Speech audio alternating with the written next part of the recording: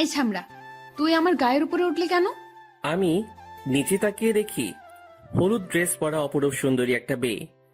আমি মেয়েটার দিকে এক ধ্যানে তাকিয়ে আছি। ওই ছামড়া, একে তো আমার গায়ের উপর পড়েছিস, তার উপর এভাবে ড্যাপ ড্যাপ করে তাকিয়ে আছিস কেন? আগে আমাকে ওঠা। না, না মানে মেয়েটার কথাই ঘোর কাটলো আমার। তারপর আমি তার গায়ের উপর থেকে উঠলাম। কি না মানে করছিস?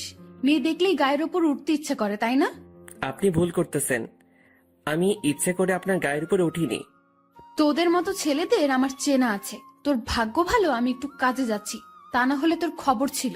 মেয়েটা দেখতে তো সুন্দর, তবে এরকম ঝালমরিচের মতো ব্যবহার করেন কেন?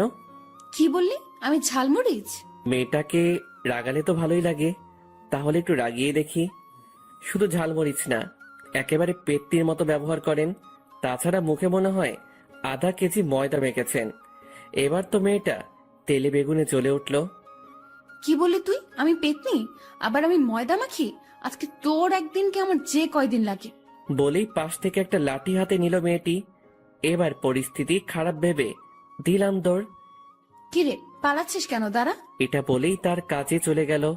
না শুনে চলে আসলাম। আরে কি হয়েছে, আপনারা বুঝেননি তো? আসলে আমি আমার নানা বাড়ি গিয়েছিলাম 15 দিনের জন্য। সেই সময় আমাদের বাসা পাল্টানো হয়েছে, তাই আমি বাসা চিনি না। আমি বাসে করে এসেছিলাম, তাই বাবা আমাকে বাস স্ট্যান্ডে দাঁড়াতে বলেছিল। তাই আমি একটা দোকানে চা খেতে যাচ্ছিলাম, তখনই একটা কুকুরের লেজে পা দিয়ে ফেলি, আর কুকুরটি ঘেউ ঘেউ করে আমার দিকে আসতেছিল। এটা দেখে আমার প্রাণ যায় যায়, তাই দিলাম দৌড়। তারপর দৌড় দিয়ে কখন যে কার সাথে ধাক্কা খেয়ে তার উপর পড়লাম খেয়ালই করিনি। তারপরের টুকু তো আপনারা জানেনই। তখনই বাবার ফোন। কিরে তুই কোথায়? আমি এসে দাঁড়িয়ে আছি। আমি একটু সামনে এসেছি, আপনি দাঁড়ান, আমি আসছি। ওকে তাড়াতাড়ি আয়। তারপর হেঁটে বাবার কাছে গেলাম। এদিকে কোথায় গিয়েছিলি? আরে একটা কুকুর দৌড়ানি দিছে, আপনি তো জানেনই আমি কুকুর ভয় পাই। তোর জ্বালায় কুকুরগুলো শান্তিতে থাকতে পারবে না, নিশ্চয়ই কিছু করেছিস। বাবা! আচ্ছা বুঝেছি, এখন বাড়ি চল। তারপর দুজনে বাইক নিয়ে বাসার দিকে আসলাম। আসলে বাবা আমাকে বাইকটা গিফট করেছিল জন্মদিনে। বাবা, বাসাটা তো ভালোই হয়েছে। চল বাসায় যাই, আমাদের ফ্ল্যাট 2 তলাতে। আচ্ছা চলো। তারপর দুজনে বাসায় ঢুকলাম। আতিক বাবা, কেমন আছিস? আরে এই কয়দিন তো ফোনে কথাই হলো, তাহলে আবার এটা জিজ্ঞাসা করা লাগে? এসেই দুষ্টুমি শুরু করে দিয়েছিস। আচ্ছা রুমে যা, ফ্রেশ হয়ে খেতে আয়, তোর রুমটা আমিই সাজিয়ে দিয়েছি। ও, ভালোই করেছো, আমার আর কষ্ট করতে হবে না। তারপর আমি রুমে গিয়ে ফ্রেশ হয়ে খেতে এলাম। মা, ভাইয়া কোথায়? তোর ভাইয়া ওর বন্ধুর বিয়েতে গেছে, কালকেই চলে আসবে। আরে এখন খেতে দাও তো, প্রচুর ক্ষুধা লাগছে। তারপর আমি খেয়ে দিয়ে আমার রুমে গেলাম। ও, আপনাদের তো পরিচয় দিতেই ভুলে গেছি। আমি কাব্য আহসান আতিক। সবেমাত্র এইচএসসি দিয়েছি, আর রেজাল্টও ভালো হয়েছে, তাই ভার্সিটিতে অ্যাপ্লাই করেছি। এখন রেজাল্টের অপেক্ষায়। আমার বাবা একজন ব্যবসায়ী। আমরা 3 ভাই। বড় ভাই বিয়ে করেছে, তার একটা বাচ্চাও আছে, তবে তারা আমার পরিবার থেকে আলাদা থাকে। তাই আমি, মেজো ভাই এবং বাবা মা নিয়েই আমার পরিবার। যাই হোক, এখন গল্পে আসি। আমি রুমে গিয়ে দিলাম ঘুম। দুপুরে মায়ের ডাকে ঘুম ভাঙলো। কিরে আর কত ঘুমাবি? এবার ওঠ, গোসল কর, তারপর খেতে আয়। তারপর আমি উঠে গোসল করলাম। কিছুক্ষণ পর নিচে ডাক পড়লো। তারপর খেয়ে রুমে বসে কিছুক্ষণ ফেসবুকিং করে একটু বাইরে বের হলাম। তারপর কিছুক্ষণ ঘুরে বাসায় ফেরার সময় গেটের কাছে যেতেই দেখি সকালের মেয়েটা আমার সামনের রাস্তা দিয়ে হাঁটছে। মেয়েটা আমাকে দেখেই তেলে বেগুনে জ্বলে উঠলো। কিরে, তুই এখানে আমার পিছু নিয়ে এখানে চলে এসেছিস নাকি? আরে আপনি কি বলছেন? আমি আপনার পিছু নিতে যাব কেন? তাহলে এখানে কি করছিস? দাঁড়া, আজকে তোকে আমি। বলেই আমার দিকে তেড়ে আসলো মেয়েটা। আমি অবস্থা বেগতিক দেখে পাশের একটা দোকানের দিকে দৌড় দিলাম। কি হলো, দৌড়াচ্ছিস কেন? দাঁড়া। আপনার মতো রাক্ষসী শাকচুন্নি পেত্নির সাথে কথা বলার চেয়ে দৌড়ানি ভালো। কি বললি তুই? তোকে আরেকবার হাতের কাছে পেলে তোকে মেরেই ফেলবো। আপনি আমাকে পেলে তো মারবেন? আপনার মতো রাক্ষসী আমি আপনার সামনে আর আসবই না। বলেই দৌড় দিয়ে একটা চায়ের দোকানের সামনে গেলাম। বাবা, তোমার কিছু লাগবে? জি কাকা, আপাতত এক কাপ চা দিন। আচ্ছা বাবা, দিচ্ছি, তুমি বসো। তারপর কাকা চা বানিয়ে দিল। চাটা খেয়ে বিল দিয়ে বাসার দিকে গেলাম। আর ভাবতে লাগলাম, এই মেয়েটা এখানে কি করে? মনে হয় তো মেয়েটার বাসা আশেপাশেই। মেয়েটা যে পরিমাণ রাগী, এর থেকে সাবধানে থাকতে হবে। তারপর আমি বাসায় পৌঁছালাম সন্ধ্যার পরে। এখন পড়াশোনা নেই, তাই গল্প পড়ছিলাম ফেসবুকে। কিছুক্ষণ পর পানির পিপাসা পেল, তাই যেই নিচে নামতে যাব তখনই দেখি সকালে রাগী মেয়েটা আম্মুর সাথে গল্প করছে। আমি তাড়াতাড়ি আবার রুমে ঢুকলাম যাতে মেয়েটা আমাকে না দেখে। তারপর আরো কিছুক্ষণ পর দরজা খুলে বেরিয়ে দেখি মেয়েটা নেই। তাই আমি নিচে নেমে পানি খেলাম আর মায়ের কাছে গেলাম। মা, তোমার সাথে কিছুক্ষণ আগে বসা ছিল সেই মেয়েটাকে? আরে ও হচ্ছে তোর বাড়িওয়ালা আঙ্কেলের মেয়ে, মাওয়া। কি? উনি বাড়িওয়ালা আঙ্কেলের মেয়ে? তো আমাদের বাসায় এসেছিল কেন? এসেছিল আমাদের দাওয়াত দিতে, আজকে ওদের বাসায় ডিনার করতে যেতে বলেছে। আমি তো ভয়ে শেষ। আমি তাদের বাড়ি গেলে আমাকে কাঁচা খেয়ে ফেলবে। মা, আমি যাব না তাদের বাসায়, তোমরা যাও। এটা কেমন কথা আতিক? ওরা তোর জন্যই আমাদেরকে দাওয়াত দিয়েছে, কারণ তারা তোর সাথে পরিচিত হওয়ার জন্য দাওয়াত দিয়েছে। তবুও মা, আমি যাব না। আমি কিছু জানি না, তোর যেতেই হবে। তারপর আমি টিভির সামনে বসলাম। কিছুক্ষণ পরই বাবা চলে আসলো। তারপর তিনি ফ্রেশ হলেন। ফ্রেশ হওয়ার পর বাবা মা আমাকে জোর করে নিয়ে গেল বাড়িওয়ালাদের বাসায়। বাসায় গিয়ে কলিং বেল বাজানোর পর একজন মহিলা দরজা খুলে দিলেন।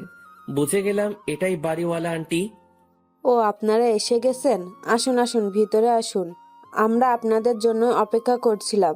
তারপর আমরা ভিতরে গেলাম। আন্টি আমাদের বসতে বললেন। তারপর আমরা সোফায় বসলাম। আতিক, এই হলো তোর বাড়িওয়ালা আন্টি। ও, আসসালামু আলাইকুম আন্টি। ওয়ালাইকুম আসসালাম। বাবা, তুমি তাহলে আতিক? জি আন্টি, আমি আতিক। তারপর আঙ্কেল আসলো, তার সাথেও পরিচিত হলাম। তাদের সাথে বসে আড্ডা দিচ্ছিলাম। তখনই মামা আসলো।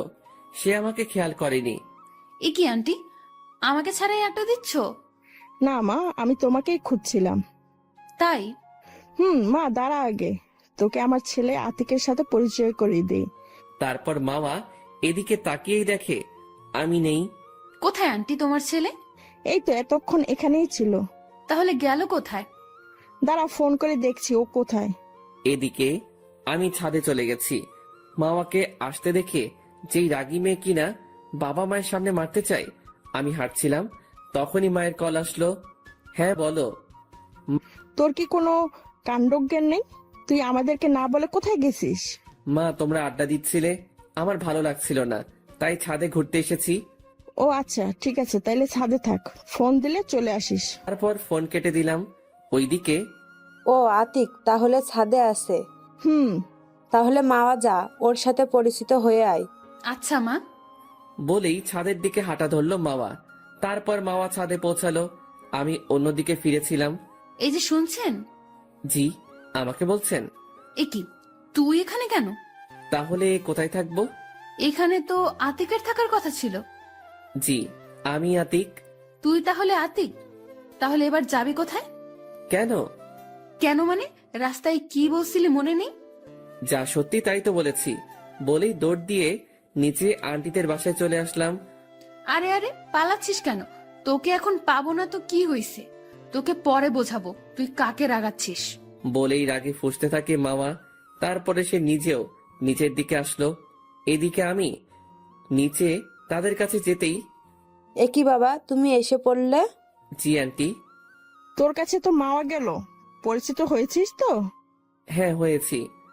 আচ্ছা, তাহলে ও কোথায়? এই তো মাওয়া এসে গেছে, তাহলে এখন খেতে চলো, কি বলেন ভাইজান? তাই ভালো হয়। তারপর খেতে বসলাম। বাবা আতিক, তুমি এবার কিসে পড়ো? জি আন্টি, আমি এইচএসসি দিয়ে এই ভার্সিটিতে চান্স পেয়েছি। কালকে ভর্তি হয়ে ক্লাস শুরু করব। ও, তাহলে তো তুমি মাওয়ার ছোট। ও তোমাদের ভার্সিটিতে অনার্স দ্বিতীয় বর্ষে পড়ে। সিনিয়র হলে সমস্যা কি? ক্লাস তো খেয়েছি। ও তাই? তাই? তারপর খাওয়া দাওয়া শেষ করে বাসায় এসে কিছুক্ষণ ফোন টিপে দিলাম ঘুম। সকালে ঘুম থেকে উঠে বাবাকে নিয়ে কলেজে গেলাম। কলেজে গিয়ে ভর্তি হয়ে বাবাকে বিদায় দিয়ে বন্ধুদের কাছে গেলাম। আপনাদের তো বলতেই ভুলে গেছি, আমার সাথে এই ভার্সিটিতে আমার আরো 3টা বন্ধু আছে। ওরা হলো সিয়াম, আনান ও সাকিব। তারপর ওদের কাছে যেতেই, কিরে ভর্তি হওয়া শেষ? এইমাত্র হলাম। আচ্ছা চল, হয়েছি, নতুন নতুন মেয়ে দেখি। শালা তুই আর ভালো হলি না। এ আইসে, তোমার তো জেব আছে, তাই দেখতে পারতেছ না? কি করবে বল, তাইলে তো ওর চোখে উঠিয়ে নিবে মোনা। হয়েছে, থাম, চল ক্যাম্পাসটা ঘুরে দেখি। তাই চল। তারপর ক্যাম্পাসটা ঘুরে দেখতেছিলাম, তখনই ওই এইদিকে আয় তোরা। জি, আমাদের ডাকতেছেন? তোদেরই ডাকতেছি। আচ্ছা চল ভাই গিয়ে দেখি। আচ্ছা চলো। তারপর তাদের কাছে গেলাম। তোরা কি নতুন ভার্সিটিতে? জি, আমরা নতুন। শোন, আমরা তোদের সিনিয়র, তাই আমাদের সম্মান দিবি। আচ্ছা আপু। এখন থেকে আমাদের যেখানেই দেখবি সেখানেই সালাম দিবি। আচ্ছা, আমরা তাহলে যাই। ওই থাম, আমরা তোদের যেতে বলেছি? না, তাহলে যাওয়ার কথা বললি কেন? এমনি বলেছি আপু। তোদের এই ভুলের শাস্তি পেতে হবে। আপু, এর জন্য আবার শাস্তি কিসের? ওই চুপ, একে তো ভুল করেছিস, তার উপর আবার মুখে মুখে কথা বলছিস। সরি আপু। সরি বললে কাজ হবে না। এখন তোদের দুটো অপশন থাকবে শাস্তি। একটা হলো তোদের জামা খুলতে হবে, আর একটা হলো তোদের মধ্যে থেকে যে কোনো একজন কোনো একটা মেয়েকে কিস করতে হবে। তখনই কোথা থেকে যেন মামা এসে পড়লো। কি রে, এখানে কি করছিস ওদের নিয়ে? আরে ওদের র্যাগিং করতেছি। ও তাই, তাহলে তো ভালোই হলো। এদিকে আমাদের মধ্যে কথোপকথন। দোষ, এখন কি করবি? ভাই, কি করবি? শার্টটা খুললে তো মান ইজ্জত শেষ হয়ে যাবে। আমার মাথায় তো কিছু আসতেছে না। আতিক ভাই তুই কিছু একটা কর। আচ্ছা দাঁড়া, দেখতেছি। কি বিড়বিড় করতেছিস তোরা? যা করার তাড়াতাড়ি কর। তখনই আমি মামা আপুর সামনে গিয়ে একবার চোখ মেরেই তার মাথাটা ধরেই ঠোঁটের সাথে ঠোঁট লাগিয়ে দিলাম। এটা দেখে তো মামার বন্ধুরাও, আমার বন্ধুরা অবাক, এমনকি মামা নিজেও অবাক। তারপর তাকে ছেড়ে দিয়েই আপু আমাদের শাস্তি শেষ, আমরা যাই বলেই ওখান থেকে সবাই পালালাম। এই তোকেও কিস করলো, তুই ওকে কিছু বললি না কেন? সরি মামা, আসলে আমি ওদের শাস্তি দিয়েছিলাম, সেই শাস্তিটা যে তোর উপর যাবে বুঝতে পারিনি। ওর অবস্থা আমি খারাপ করে ছাড়বো। ওর কি করে সাহস হয় আমাকে কিস করার? আচ্ছা বাদ দে, একটু মাথা ঠান্ডা কর। আর ছেলেটার কিন্তু সাহস আছে বলতে হবে, ওকে বয়ফ্রেন্ড বানিয়ে নে। দেখ, এমনিতেই মাথা গরম আছে, আর গরম করিস না। চল ক্লাসে চল। মামার রাগ দেখে ওরা আর কিছু না বলে মামার সাথে ক্লাসে চলে গেল। অন্যদিকে আমরা পালিয়ে এক জায়গায় এসে দাঁড়ালাম। ভাই তুই এটা করলি কেমনে? ওই সুন্দরী মেয়েটাকে কিস করলি? ভাই, আমাদের পরে যদি ওই মেয়েটা পায়, অবস্থা খারাপ করে দিব। শালা, তোদের নয়, আমার অবস্থা খারাপ করবে, আর এটা তোদের ভাবি। মানে কি বলতে চাচ্ছিস বুঝিয়ে বল। ওকে আমার ভালো লাগে, আমার প্রথম ক্রাশ, আর ও আমাদের বাড়িওয়ালার মেয়ে। বলিস কি শালা, তোর চয়েস আছে বলতে হবে। ভাই দেখতে সেই, কিন্তু বড়, এবং মনে হয় প্রচুর রাগী। পাইলে আসার সময় দেখেছিলাম, চোখ দিয়ে মনে হয় আগুন বের হচ্ছে। আরে ভাই, যা হবে পরে দেখা যাবে, এখন ক্লাসে চল। এমনিতেই আজকে প্রথম ক্লাস। তাই চল। ওর সবাই মিলে ক্লাসে গেলাম। আজকে প্রথম দিন তো, তাই পরিচয় পর্বতেই ক্লাস শেষ। তারপর ক্লাস থেকে বের হয়ে বন্ধুদেরকে বিদায় দিয়ে বাসার দিকে রওনা দিলাম। তারপর বাসায় গিয়ে খেয়ে কিছু সময় গল্প লিখে তারপর ক্রিকেট খেলতে গেলাম। আসলে এই ক্রিকেট খেলার জন্যই আমি গল্প লেখার সময় খুব কম পাই। যাই হোক, খেলা শেষ করে বাসায় এসে কিছু খেয়ে কিছুক্ষণ এফবি ইউজ করে পড়তে বসলাম। তারপর রাতে খাবার খেয়ে ঘুমানোর চেষ্টা করলাম, কিন্তু ঘুম আসছে না। শুধু সকালের ব্যাপারটা নিয়ে ভয় করছে, তাই ভাবলাম একটু ছাদে যাই। তারপর ফোনটা নিয়ে ছাদে চলে গেলাম। গিয়ে দেখি একজন ছাদে দাঁড়িয়ে আছে। আমার আসা শব্দ পেয়ে যেই পিছনে ফিরল, তখনই দেখি মাওয়া। তাই আমি ভয়ে নিচে নামতে চাইলাম, তখনই ওই দাঁড়া, এদিকে আয়। তারপর আমি তার কাছে গেলাম। জি বলুন। তুই পেয়েছিসটা কি বলতো? তুই আমাকে কিস করলি কেন? আসলে কি? আসলে আমি তোমাকে ভালোবাসি। কি বললি? তুই জানিস আমি তোর বড়, তারপরে তুই এটা ভাবলি কি করে? বড় হয়েছে তো কি হয়েছে, বড় মেয়েরা কি তাদের থেকে জুনিয়র কাউকে বিয়ে করে না? করে, তবে আমি তোকে ভালোবাসতে পারবো না। তোকে যেন আমার চোখের সামনে আর না দেখি। বলেই ছাদ থেকে নিচে নেমে গেল মামা।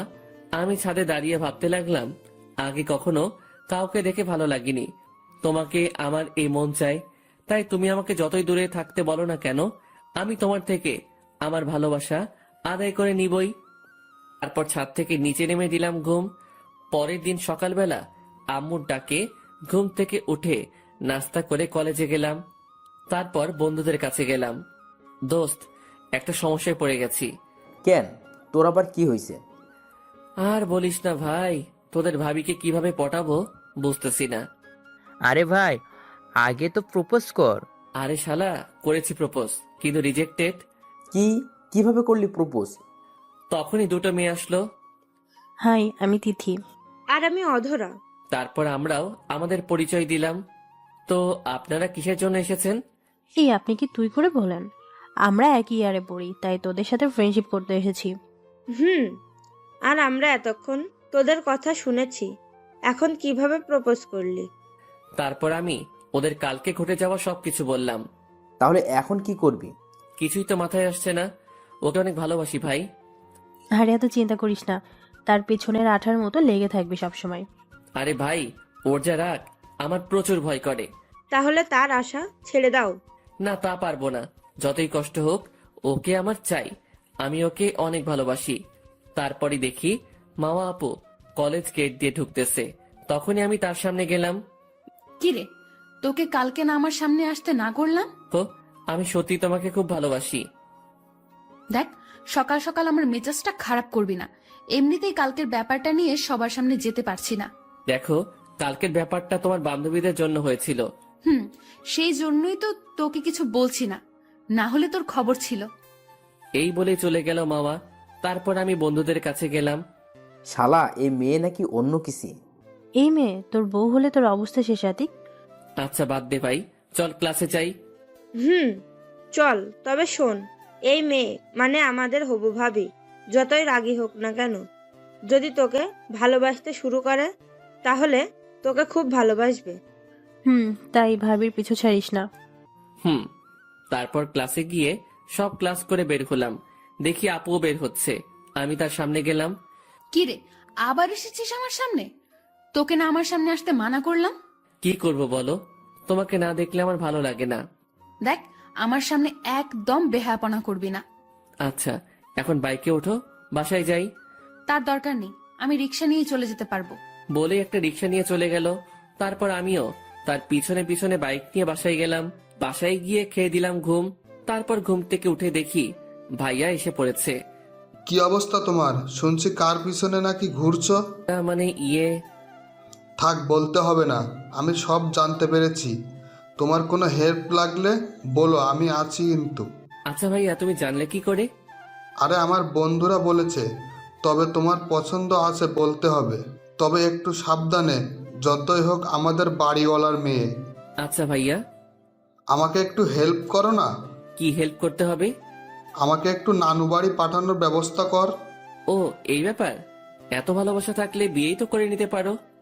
কিভাবে করব বল? মা বাবাকে কিভাবে বলবো? আচ্ছা, আগে তোমাকে নানু বাড়ি পাঠাই, তারপর সেখান থেকে আসার পর না হয় বিয়ের ব্যবস্থা করাবো। আচ্ছা ভাই, যা করার করিস, আগে নানু বাড়ি পাঠা আমাকে। আচ্ছা, দেখছি। ও, আপনারা তো কিছুই বোঝেননি।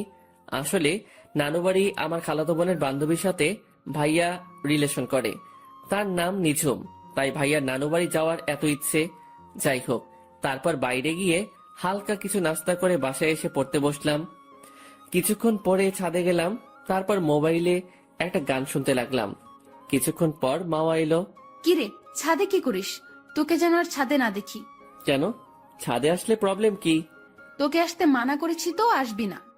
আমি আসবই তোমাকে দেখতে ছাদে, দেখি তুমি কত দাঁড়াতে পারো।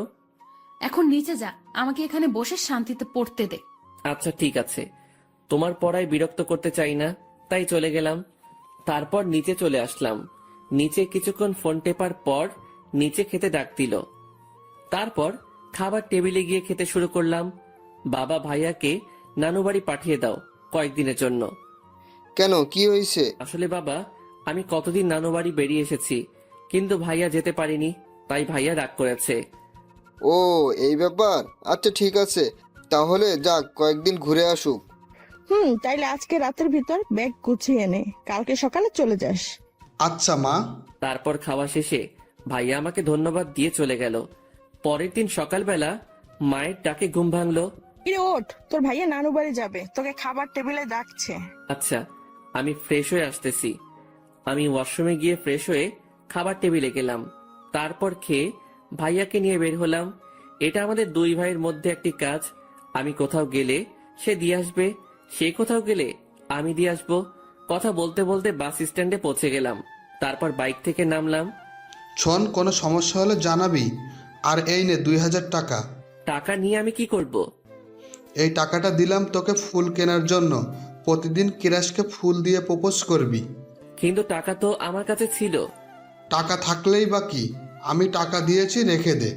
আচ্ছা ভাইয়া, সাবধানে যাবে, গিয়ে আমাকে ফোন করবে। আচ্ছা, গিয়ে তোকে তোর ভাবির সাথেও কথা বলাবো। আচ্ছা ভাইয়া। তারপর বাস স্টার্ট হলো। ভাইয়াকে বিদায় দিয়ে সেখান থেকে একটা ফুলের দোকানে গিয়ে ফুল কিনে কলেজের দিকে রওনা দিলাম। তারপর কলেজে পৌঁছানো মাত্রই দেখি আপুও কলেজে প্রবেশ করতেছে। আমি তার সামনে গেলাম। I love you. তুই আবার এসেছিস? তোকে বললাম তো আমি তোকে ভালোবাসি না। এই কথা তোকে কতবার বলতে হবে? কিন্তু আমি তোমাকে ভালোবাসি। আর যেন তোকে আমার পেছনে না দেখি। বলেই চলে গেল মামা। তারপর ওখান থেকে বন্ধুদের কাছে গেলাম। শালা আজকে থাপ্পড় খেলি? তো কি হয়েছে, ওকে তো আমি ভালোবাসি, তাই এই থাপ্পড় কিছু না। আচ্ছা ভাই, যা ভালো বুঝুস। হুম। ভাই তুই চিন্তা করিস না, আরো কষ্ট করতে হবে তোকে সাকসেস হতে হলে। আচ্ছা, এখন ক্লাসে চল। তারপর ক্লাস করে বের হলাম। গেটের কাছে দাঁড়িয়ে আছি মামার আসার জন্য, আর সে এসেও পড়লো। সে আমাকে দেখেও না দেখার ভান করে চলে যেতে লাগলো। এই যে মিস রাগি কিউটি। দেখ, সকালে থাপ্পড় মেরেছি, এখন কিছু করতে চাই না। এখন সামনে থেকে যা। তুমি মারলে আমাকে মারতে পারো, আমার সমস্যা নেই। ধুর বেহায়া। বলেই সামনে থেকে চলে গেল মাওয়া। তারপর একটা রিক্সা ডেকে রিক্সায় উঠে বাসার দিকে গেল, আর আতিক বাইক নিয়ে তার পিছনে বাসার দিকে গেল। সে রিক্সা থেকে নেমে বাসায় প্রবেশ করলো, আর আতিক বাইক পার্ক করে বাসায় গেল। তারপর বিকেলবেলা বাসা থেকে বের হওয়ার সময় বাড়িওয়ালা আঙ্কেলের সাথে দেখা হলো আতিকের। কি বাবা, কেমন আছো? জি আঙ্কেল, ভালো। আপনি কেমন আছেন? আমি ভালো আছি। তা বাবা, পড়ালেখা কেমন চলছে? জি আঙ্কেল, ভালোই। ও আচ্ছা বাবা, আমার মেয়েটাকে দেখে রেখো, ও তো তোমাদের ভার্সিটিতেই পড়ে। আচ্ছা আঙ্কেল, এটা তো এমনিতেই রাখবো। আচ্ছা যাও তাহলে। আচ্ছা আঙ্কেল। তারপর সেখান থেকে চলে গেল খেলতে। তারপর খেলাধুলা করে বন্ধুরা মিলে কিছুক্ষণ আড্ডা দিয়ে সন্ধ্যায় নাস্তা করে বাসায় আসলো আতিক। তারপর পড়তে বসলো। পড়তে গিয়ে মনে পড়লো এ সময় মাওয়া ছাদে থাকে, এখন একটু দেখে আসি। তারপর ফোনটা হাতে নিয়ে ছাদে গেল আতিক। আতিক দেখে মাওয়া দোলনার উপর বসে খুব মনোযোগ দিয়ে বই পড়ছে। আতিক একটা গান ছেড়ে গান শুনতে শুনতে তাকে দেখতে লাগলো। তখনই আতিকের দিকে মাওয়ার চোখ পড়লো। তুই আবার এখানে এসেছিস? তোকে না এখানে আসতে মানা করলাম। কি করব বলো, তোমাকে না দেখে যে থাকতে পারি না। তুই প্লিজ এখান থেকে যা। আমি তোমাকে ভালোবাসি, কেন এটা বুঝতে পারছো না? বলছি না আমাকে এই কথা কখনো বলবি না, আমি তোকে ভালোবাসি না। বলেই বইটা হাতে নিয়ে নিচে গেল মাওয়া। তারপর আতিক গালে হাত দিয়ে নিচে চলে গেল। এভাবেই চলে গেল 1 মাস। 1 মাস পর আজকে আতিকের ভাইয়া বাসায় আসবে। আতিক তাকে আনতে যাচ্ছে। এই 1 মাস আতিকের ভাইয়া নানু বাড়ি ও খালা বাড়ি বেরিয়েছে।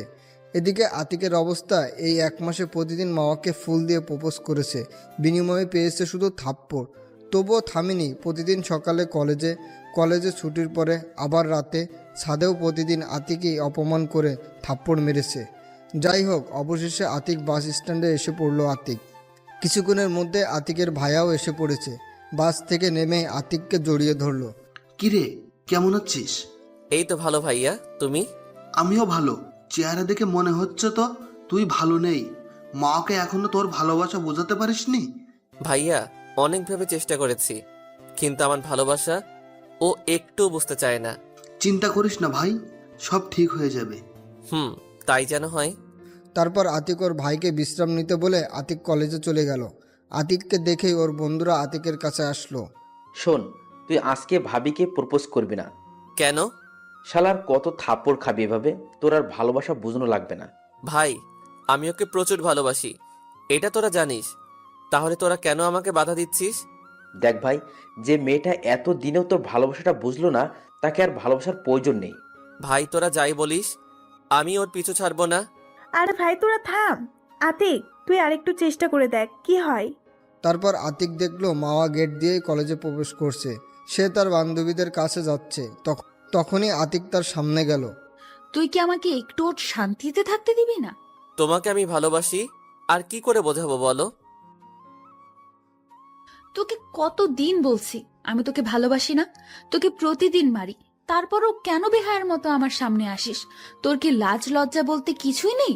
নাকি তোর বাবা মা তোকে সঠিক শিক্ষা দিতে পারেনি? না হলে এত বেহায়া হয় কিভাবে? কলেজের সকল ছাত্রছাত্রী আতিকের দিকে তাকিয়ে আছে। ব্যাস, অনেক বলে ফেলেছেন আপনি, আর বলতে হবে না আপনার। আমি আর আপনাকে বিরক্ত করব না, থাকুন আপনি আপনার মতো। আজ আপনি বড় বলে আপনার গায়ে হাত তুললাম না, কারণ আমার মা বাবাই আমাকে শিখিয়েছে বড়দের গায়ে হাত না তুলতে। বলেই চোখ মুছতে মুছতে কলেজ থেকে বের হয়ে গেল আতিক। আতিকের বন্ধুরাও আতিকের পিছনে আসলো। তোকে নিষেধ করেছিলাম ওর কাছে যেতে, দেখলি তো এখন কি করলো তোকেও, সবার সামনে অপমান করলো, এমন কি তোর মা বাবাকে নিয়েও খারাপ কথা বললো। আরে বাদ দে ভাই, দেখছিস তো ও কতটা কষ্ট পেয়েছে, তার উপরে তোরা ওর সাথে এভাবে কথা বলছিস কেন? কি করব বল, ওকে এভাবে দেখতে কার ভালো লাগে বল। সরি ভাই, আসলে ও তোকে এমনভাবে অপমান করলো তাতে আমাদের মাথা খারাপ হয়ে গেছিল। প্লিজ ভাই, আমাকে ভুল বুঝিস না। ভাই তুই আমাদেরকেও মাফ করে দে, আমরা বুঝিনি মেয়েটা এত নিষ্ঠুর, তাহলে তোকে কখনোই এমন কথা বলতাম না। থাক, তোদের এখন সরি বলতে হবে না, এখন থেকে তোদের কথাই শুনবো। এখন বল, এই মুহূর্তে আমি কি করব? তোকে এখন শক্ত হতে হবে ভাই। তুই এখন থেকে আর ওর সামনে যাবি না। যদি ভুলবশত সামনে পড়েও থাকিস তখন তার সাথে কথা বলবি না, সব সময় তাকে এড়িয়ে চলবি। আচ্ছা যা, শত কষ্ট হলেও আমি এটা করব। আরও একটা কাজ করতে হবে, সব সময় আমাদের সাথে আগের যেমন থাকতি সেভাবে থাকতে হবে। আচ্ছা, চেষ্টা করব। চেষ্টা কি, সেভাবেই থাকতে হবে, না হলে তোর সাথে আমরা কথা বলবো না। আচ্ছা যা, সেইভাবেই থাকবো। আচ্ছা আজকে আমরা ক্লাসে যাব না কেউ, চল সবাই মিলে ঘুরতে যাব। বুঝতে পেরেছি, ওরা আমার মন ভালো করতে এটা করতেছে। আচ্ছা চল। তারপর সবাই মিলে ঘুরতে গেল। আর অন্যদিকে মাওয়া আতিককে অপমান করে ওর বান্ধবীদের কাছে গেল।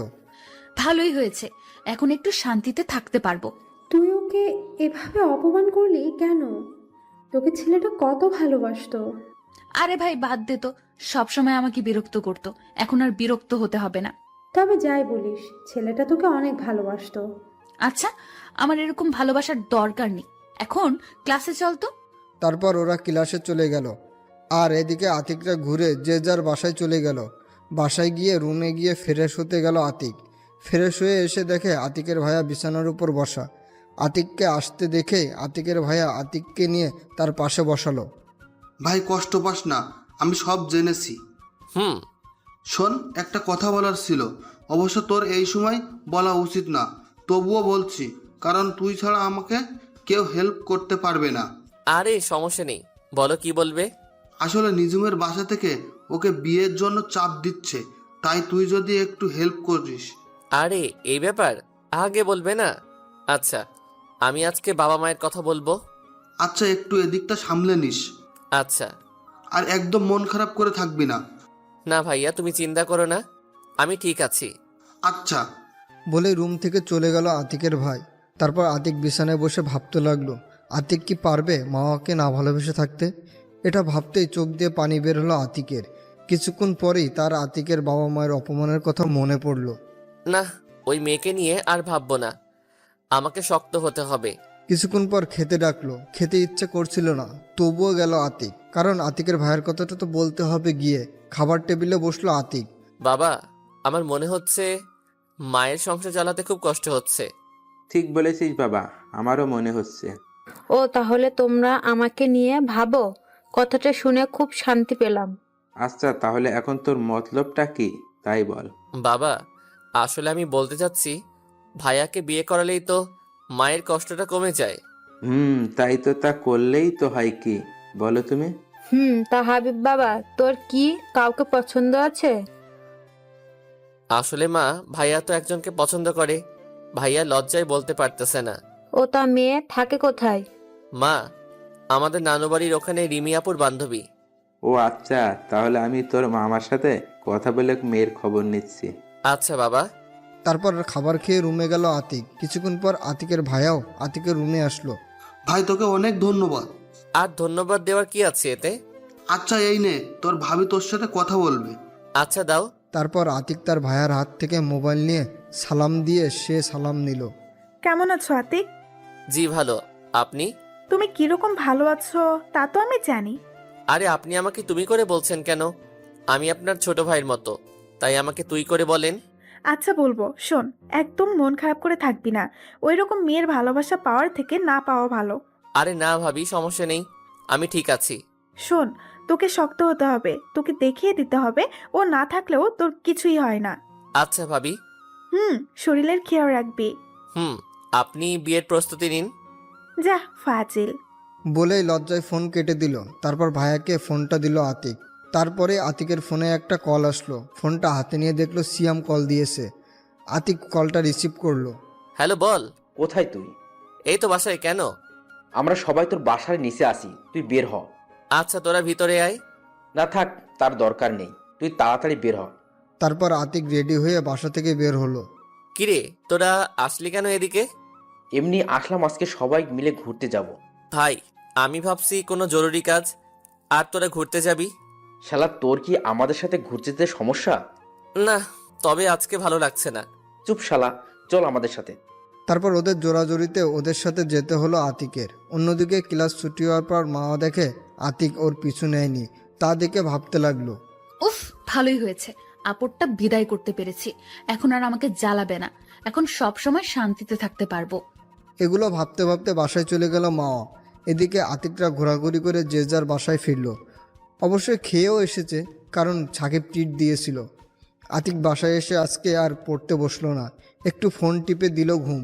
রাতে আতিকের মা এসে খেতে ডাকতে আতিক উঠল আর বলল, বাবা কি হয়েছে তোর?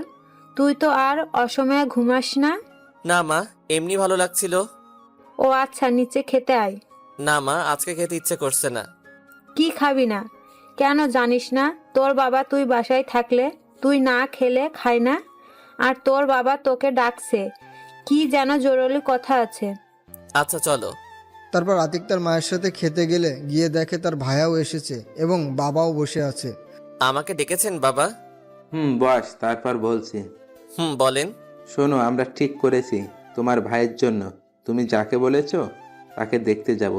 তোমার মামার সাথে আমাদের কথা হয়েছে। ও আচ্ছা, তাইলে যাবেন ভাইয়া? কি বলে? তোর ভাইয়া রাজি আছে। ও আচ্ছা, তাইলে কবে যাবেন? আমরা কালকে যাব ঠিক করেছি।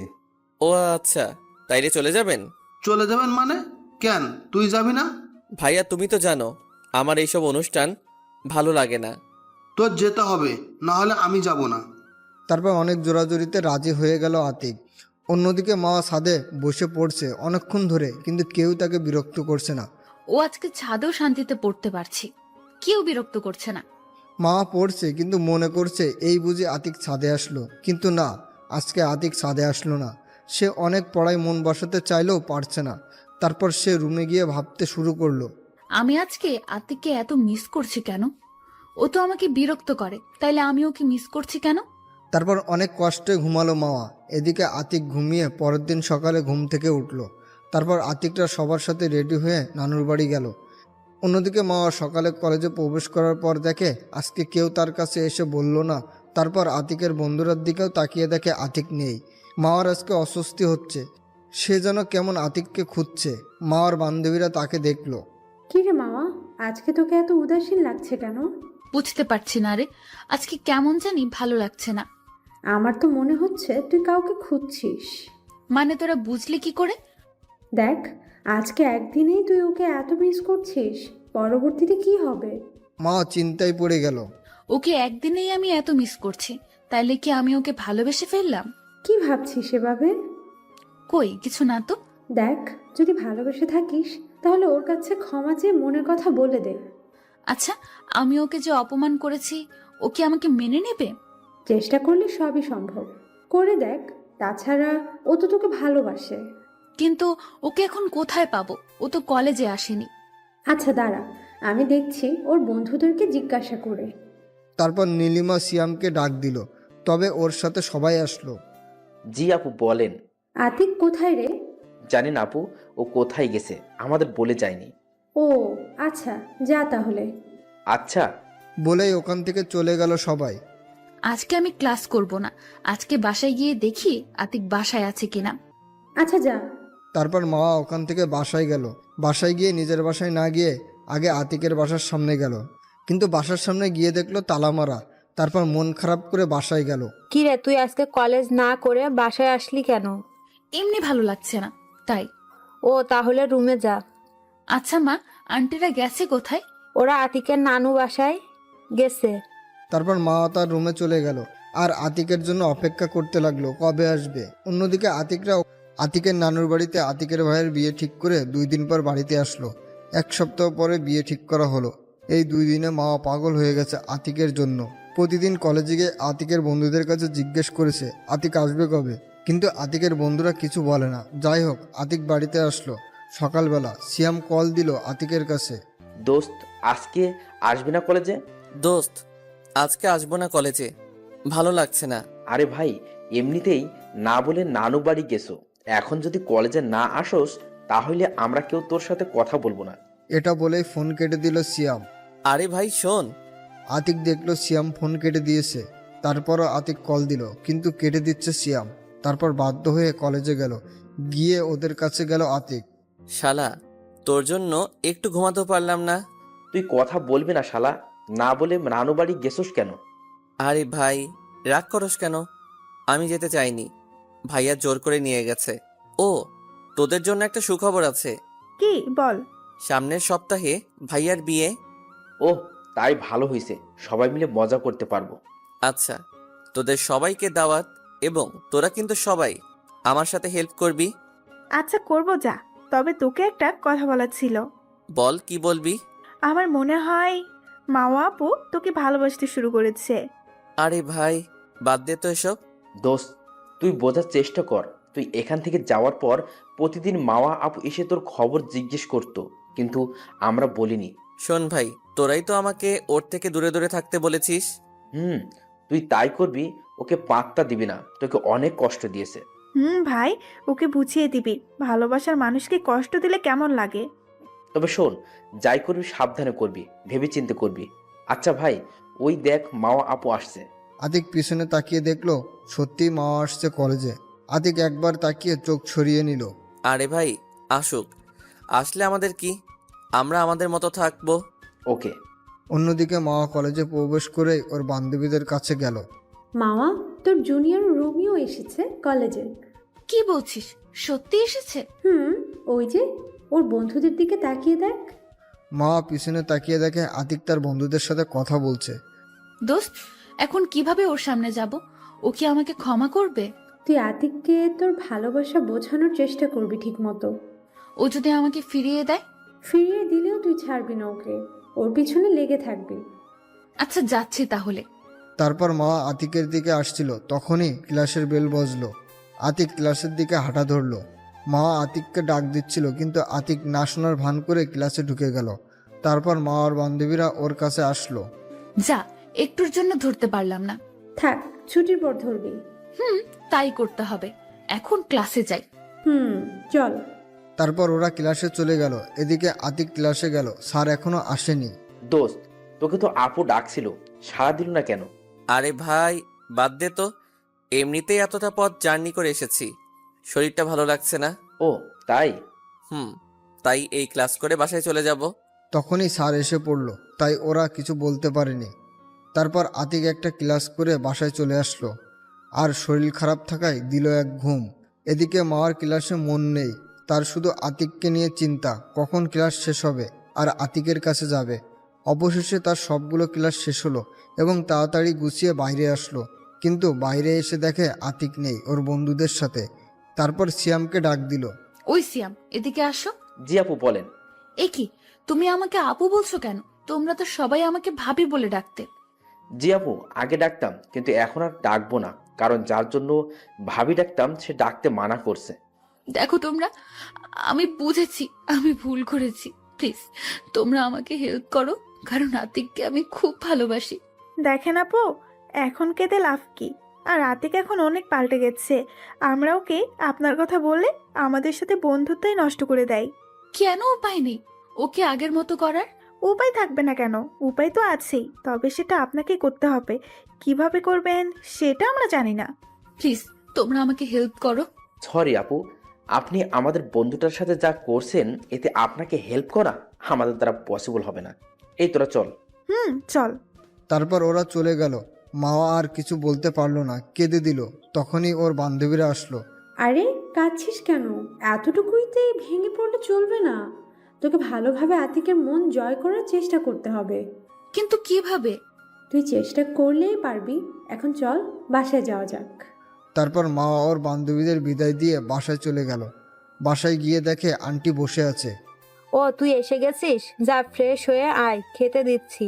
মা আমি পরে খাবো, আগে আন্টির সাথে দেখা করে আসি। বলেই দৌড়ে চলে গেল। মাওয়ার মা মাওয়াকে ডাকলো।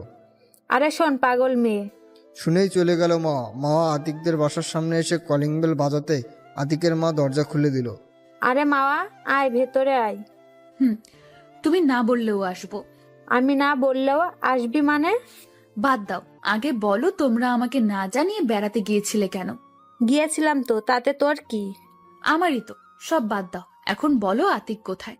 আতিক তোর রুমে আছে। কেন, কি হয়েছে? কিছু না, আসলে আতিকের কাছে আমার একটা বই আছে, সেটা নিতে এসেছি। ও আচ্ছা, তাহলে আমি ওকে ডেকে দিচ্ছি। না, তা ডাকতে হবে না, আমি ওর রুমে গিয়ে বইটা নিয়ে আসছি। আচ্ছা যা। তারপর মাওয়া আতিকের রুমে আসলো। দরজাটা খোলাই ছিল। দেখে আতিক ঘুমাচ্ছিল, তাই আতিকের উপর শুয়ে পড়লো। এদিকে আতিক ঘুমাচ্ছিল, তখনই মনে হলো কিছু একটা ভারী জিনিস আতিকের বুকে রাখা। তারপর চোখ খুলেই দেখে মাওয়া আতিকের বুকের উপর শুয়ে আতিককে জড়িয়ে ধরেছে। আতিক এক ঝটকায় তাকে নিজের কাছ থেকে ছাড়িয়ে নিল। তারপর আতিক বিছানা থেকে নামলো। সেও ঝটকা খাওয়ায় আতিককে উঠে যেতে দেখে বিছানায় উঠে বসে। আপনি এখানে কি করছেন? আমি এখানে কি করছি মানে? আর কিছুদিন পর এটা আমারও রুম হবে। এটা আপনার রুম হবে মানে? আমাদের বিয়ে হলে তো এটা আমারও রুম হবে। কি আবল তাবল বলছেন? এটা আমাদের বিয়ে হবে মানে? আপনি কি পাগল হয়েছেন? হ্যাঁ, আমি পাগল হয়েছি তোমার ভালোবাসায়। আমি তোমাকে ভালোবেসে ফেলেছি। আগের ব্যবহারের জন্য প্লিজ তুমি আমাকে মাফ করে দাও। বাহ, তুই থেকে তুমিতে চলে গেলেন, ভালো তো। আর এখন আর আপনাকে ভালোবাসি না, প্লিজ চলে যান এখান থেকে। আমি জানি তুমি আমাকে এখনো ভালোবাসো, শুধু আমার উপর অভিমান জমে আছে। ধুর, আপনি জানতো এখান থেকে, আপনার সাথে কথা বলার কোনো মুড নেই। বলেই রুম থেকে বেরিয়ে গেল মাওয়া। তারপর মাওয়া না দাঁড়িয়ে আতিকের পিছন পিছন আসলো। আতিক মায়ের পাশে গিয়ে বসলো। কিরে মাওয়া, তুই না আতিকের কাছে বই আনতে গেছিলি? বই কোথায়? আসলে আন্টি, বইটা তোমার ছেলে এখনো পড়া হয়নি, তাই নেইনি। এদিকে মাওয়ার কথা শুনে তো আতিক অবাক। কি মিথ্যুক রে বাবা। তারপর মাওয়া বাসায় গেল। এদিকে আতিক তারপর খাওয়া দাওয়া করে বাসা থেকে বের হয়ে বন্ধুদের কাছে যাওয়ার জন্য রেডি হয়ে নিচেই গেল। তখনই আতিকের মা কাছে আসলো। কোথাও বের হবি বুঝি? একটু বাইরে যাব। ও তাহলে যাওয়ার সময় তুই একটু তোর বাড়িওয়ালার আন্টিদের বাসা হয়ে যাস। কেন মা? তাদের বলবি আজকে সন্ধ্যার সময় আমাদের বাসায় একটু আসতে। আচ্ছা ঠিক আছে, বলে যাব। তারপর আতিক বাসা থেকে বের হয়ে মাওয়াদের বাসার সামনে গেল। তারপর কলিং বেল বাজালো। মাওয়া এসে দরজা খুললো। কে? ও তুমি আসো, ভেতরে আসো। না থাক, আপনি একটু আন্টিকে ডেকে দিন, তাইলেই হবে। কে আসলো রে মাওয়া? ও বাবা, তুমি? জি আন্টি, আমি। তুমি বাইরে দাঁড়িয়ে আছো কেন? ভেতরে এসো। আসলে আন্টি, আমি আজকে বসবো না, আমার বাহিরে একটা জরুরি কাজ আছে। ও তাই? তা বাবা, কি জন্য আসলে তুমি? আসলে আন্টি, আজকে আপনাদের সন্ধ্যায় আমাদের বাড়িতে যেতে বলেছে। মাওয়া শুধু চুপচাপ আতিকের কথা শুনছিল, কারণ আন্টি সামনে, তাই কোনো কিছু করছে না। ও আচ্ছা বাবা, আমরা যাব। ও আচ্ছা আন্টি, তাহলে আমি আসি। আচ্ছা বাবা, এসো, সময় পেলে আবার আসবে। আচ্ছা আন্টি। বলেই চলে আসলো আতিক। তারপর বন্ধুদের কাছে গিয়ে আড্ডা দিতে লাগলো। এদিকে মাওয়া দরজা আটকিয়ে রুমে গেল। তখনই নীলিমা ফোন দিল। হ্যালো মাওয়া। হ্যাঁ বলো। আজকে শিফার জন্মদিনে যাবি না? না রে, আগেই বলেছি, কিন্তু যাব না। আরে বোকা, তুই আজকে জন্মদিনে আয়, সাথে বুদ্ধি করে আতিককে নিয়ে আসবি। তাইলে ওর সাথে সময়ও কাটাতে পারবি, আর জন্মদিনেও আসা হবে। ও ভাই, বুদ্ধিটা অনেক ভালো, দাঁড়া আমি দেখছি। তারপর মা ওর মায়ের কাছে গেল। কি রে, কিছু বলবি? হ্যাঁ মা, আসলে আজকে আমার এক বান্ধবীর জন্মদিন, সেখানে যেতে হবে। কিভাবে যাবি? আজকে তো তোর বাবা অফিসে, তাকে ছাড়া কিভাবে যাবি? মা, আন্টিকে বলে আতিককে একসাথে নিলেই তো যাওয়া যায়। আচ্ছা দাঁড়া, আমি একটু পর আতিকদের বাসা যাচ্ছি। মা, চলো, আমিও যাব। আচ্ছা তুই বস, আমি হাতের কাজটা সেরে আসছি। তারপর মাওয়ার মা কাজ সেরে মাওয়াকে নিয়ে আতিকের বাসায় আসলো। তারপর আতিকের মা তাদের আতিকের ভাইয়ের বিয়ের দাওয়াত দিল। তারপর হঠাৎ করে মাওয়ার মা বলল, আচ্ছা ভাবি, আতিক কোথায়? ও একটু বাইরে গেছে, ওকে খুঁজছেন কিসের জন্য? আসলে আজকে মা ওর একটা ফ্রেন্ডের জন্মদিনে যাবে, তাই আতিককে সাথে নিয়ে যেতে চেয়েছিল। ওর বাবা এখনো আসেনি তো তাই। ও এই ব্যাপার। আচ্ছা আমি আতিককে ফোন করে আসতে বলছি। এদিকে আতিক আড্ডা দিচ্ছে বন্ধুদের সাথে, তখনই মায়ের কল আসলো। হ্যাঁ মা, বলো। কোথায় তুই? এই তো বন্ধুদের সাথে আড্ডা দিতেছি। ওকে সন্ধ্যার সময় বাসায় এসে পড়বি, কাজ আছে। আচ্ছা আসবো, কিন্তু কেন? তা আসলেই দেখতে পাবি। তারপর আতিক আরো কিছুক্ষণ আড্ডা দিয়ে সন্ধ্যার সময় বন্ধুদের বলে চলে আসলো বাসায়। এসেই মায়ের কাছে গেল। মা, কিসের জন্য আসতে বলেছো? রুমে গিয়ে রেডি হয়ে আয়, একটা জন্মদিনের অনুষ্ঠানে যেতে হবে। কোথায় যেতে হবে আমাকে? আমাকে তো আগে বলনি, আর তুমিও তো রেডি হওনি। আমি কি তোর সাথে যাব যে রেডি হব? তাহলে কে যাবে? তোর সাথে তো মাওয়া যাবে, ওর বান্ধবীর জন্মদিনে। কি মা? না, আমি যাব না। কেন যাবি না? সমস্যা কি? না মা, কোনো সমস্যা নেই, তবুও আমি যাব না। আমি তোকে যেতে বলছি, তুই যাবি। তোর আন্টি আমাকে অনেক করে বলে গেছে। মা! আমি আর কোনো কথা শুনতে চাই না, যা রুমে গিয়ে রেডি হয়ে আয়। তারপর বাধ্য হয়ে রুমে গিয়ে রেডি হতে লাগলো আতিক। একটা সবুজ রঙের শার্ট ও একটা ব্ল্যাক জিন্স পরে বের হলো আতিক। বের হয়ে এসে দেখে মা রেডি হয়ে বসে আছে। আতিক তো তার দিকে একবার তাকিয়ে ক্রাশ খেয়ে গেল। একটা সবুজ রঙের থ্রি পিস পরা ও চোখে গাঢ় কাজল এবং মুখে হালকা মেকআপ, অনেক সুন্দর লাগছে। তবে আতিক কিছুক্ষণ তাকিয়ে থাকার পরেই আতিকের ঘটনাগুলো মনে পড়লো, তাই চোখ নামিয়ে নিল। এদিকে মা সেই ব্যাপারটা বুঝতে পেরেছে, তাই আতিক নিচে নামতে মা ওর সামনে আসলো। আমাকে আজকে কেমন লাগছে? আতিক কোনো কথা না বলেই চলে যাচ্ছিল, তখনই মা আতিকের হাত ধরলো। আপনি আমার হাত ধরেছেন কেন? আমার প্রশ্নের উত্তর না দিয়ে যাচ্ছ কেন? আমি আপনার প্রশ্নের উত্তর দিতে বাধ্য নই। আচ্ছা, তোমার উত্তর দিতে হবে না। এভাবে বের হয়েছো কেন? আমি কিভাবে বের হব, এটা আমার ব্যাপার। মা তখনই আতিকের হেয়ার স্টাইলটা নষ্ট করে দিল। তোমার এভাবে যেতে হবে না, এভাবে গেলে তোর দিকে মেয়েরা তাকিয়ে থাকবে। আতিক কিছু বলতে যাবে, তার আগে আতিকের মা এসে পড়লো। কিরে আতিক, তোর চুল এভাবে কেন? যা চুল ঠিক করে আয়। না আম্মু, ওইভাবেই যাক। আতিক চুলে হাত দিয়ে চুল হালকা ঠিক করছিল, আর মার কথা শুনে আতিক তো অবাক, আর আতিকের মাও অবাক। আমাকে আম্মু বানিয়ে ফেললি কেন? তোমাকে আম্মু ডাকলে তোমার সমস্যা? আরে আমি বলছি, কোনো সমস্যা আছে? তুই ডাকিস। আচ্ছা আন্টি, আমরা গেলাম। আচ্ছা যা, তবে সাবধানে যাবি। তারপর দুজনে বাসা থেকে বের হলো। মা একটা রিক্সা ডাক দিল এবং সেই রিক্সায় উঠলো। এসো, রিক্সায় ওঠো। না, আপনি যান, আমি অন্য রিক্সায় আপনার পিছু পিছু আসছি। না, তুমি এই রিক্সায় ওঠো। না, যাব না, আপনি যান, আমি আসছি। তুমি রিক্সায় উঠবে নাকি আমি বাসায় গিয়ে আম্মুকে ডেকে আনবো? বাবা ওঠো, বৌমা এত করে বলছে, ওঠো। না কাকা, আসলে কাকা ও আমার উপর রাগ করে রিক্সায় উঠছে না, প্লিজ একটু বোঝান। তারপর কাকার জোরাজোরিতে রিক্সায় উঠলো। মা আতিকের হাত ধরার চেষ্টা করছে, কিন্তু যতবারই ধরার চেষ্টা করে ততবারই হাত সরিয়ে নিচ্ছে। এভাবে চলে আসলো গন্তব্যস্থানে, সিফাদের বাসার সামনে। তারপর রিক্সা থেকে নেমে আতিক ভাড়া দেওয়ার জন্য মা ভাড়া দিয়ে দিল। তারপর সিফাদের বাসায় প্রবেশ করলো, তখনই দেখলো অনেকগুলো মেয়ে মাওয়ার কাছে আসলো। 2 থেকে 3 জনকে চিনে আতিক, তাই বুঝতে পারলো এরা মাওয়ার বান্ধবী। তাদের আসতে দেখে আতিক চলে গেল অন্য এক পাশে, সেখানে গিয়ে দাঁড়িয়ে রইল। কি করবে একা, কিছুই তো ভালো লাগছে না। অন্যদিকে মাওয়ার বান্ধবীরা, আতিককে আজকে সেই লাগছে দোস্ত। একদম নজর দিবি না, চোখ তুলে নেব। আচ্ছা বাদ দে, আতিক কি তোকে মেনে নিয়েছে? না রে, আমাকে দেখলেই এড়িয়ে চলে। তবে আমি জানি এটা ওর অভিমান, আমাকে যে করেই হোক ওর অভিমান ভাঙাতেই হবে। একটু ভালোভাবে, কারণ তুই ওকে অনেক কষ্ট দিয়েছিস। আচ্ছা, আমি এখন ওর কাছে যাচ্ছি, ও মনে হয় একা বোর হচ্ছে। আচ্ছা যা, আমাদের কাছে নিয়ে আয় তোর জুনিয়র লাভারটাকে। আচ্ছা দাঁড়া, নিয়ে আসছি। তারপর মা আতিকের কাছে আসলো। এখানে একলা কি করছো? চলো ওখানে ওদের সাথে আড্ডা দেই। থাক, এখানে আমি একাই ভালো আছি, আপনি গিয়ে তাদের সাথে আড্ডা দেন। আরে চলো না, কি হয়েছে? বলে আতিকের হাত ধরে টানতে শুরু করলো মা। তারপর বাধ্য হয়ে মার সাথে সেখানে গেল আতিক। কি দুলা ভাই, আমাদের কাছে আসতে এত লজ্জা পেলে হয় নাকি? মাও আসতে বারণ করেছে? প্রথমত আমি আপনাদের দুলাভাই নই, আর আপনার আমার বড় আপু, তাই আপনাদের কাছে আসতে লজ্জা কিসের? তাই নাকি?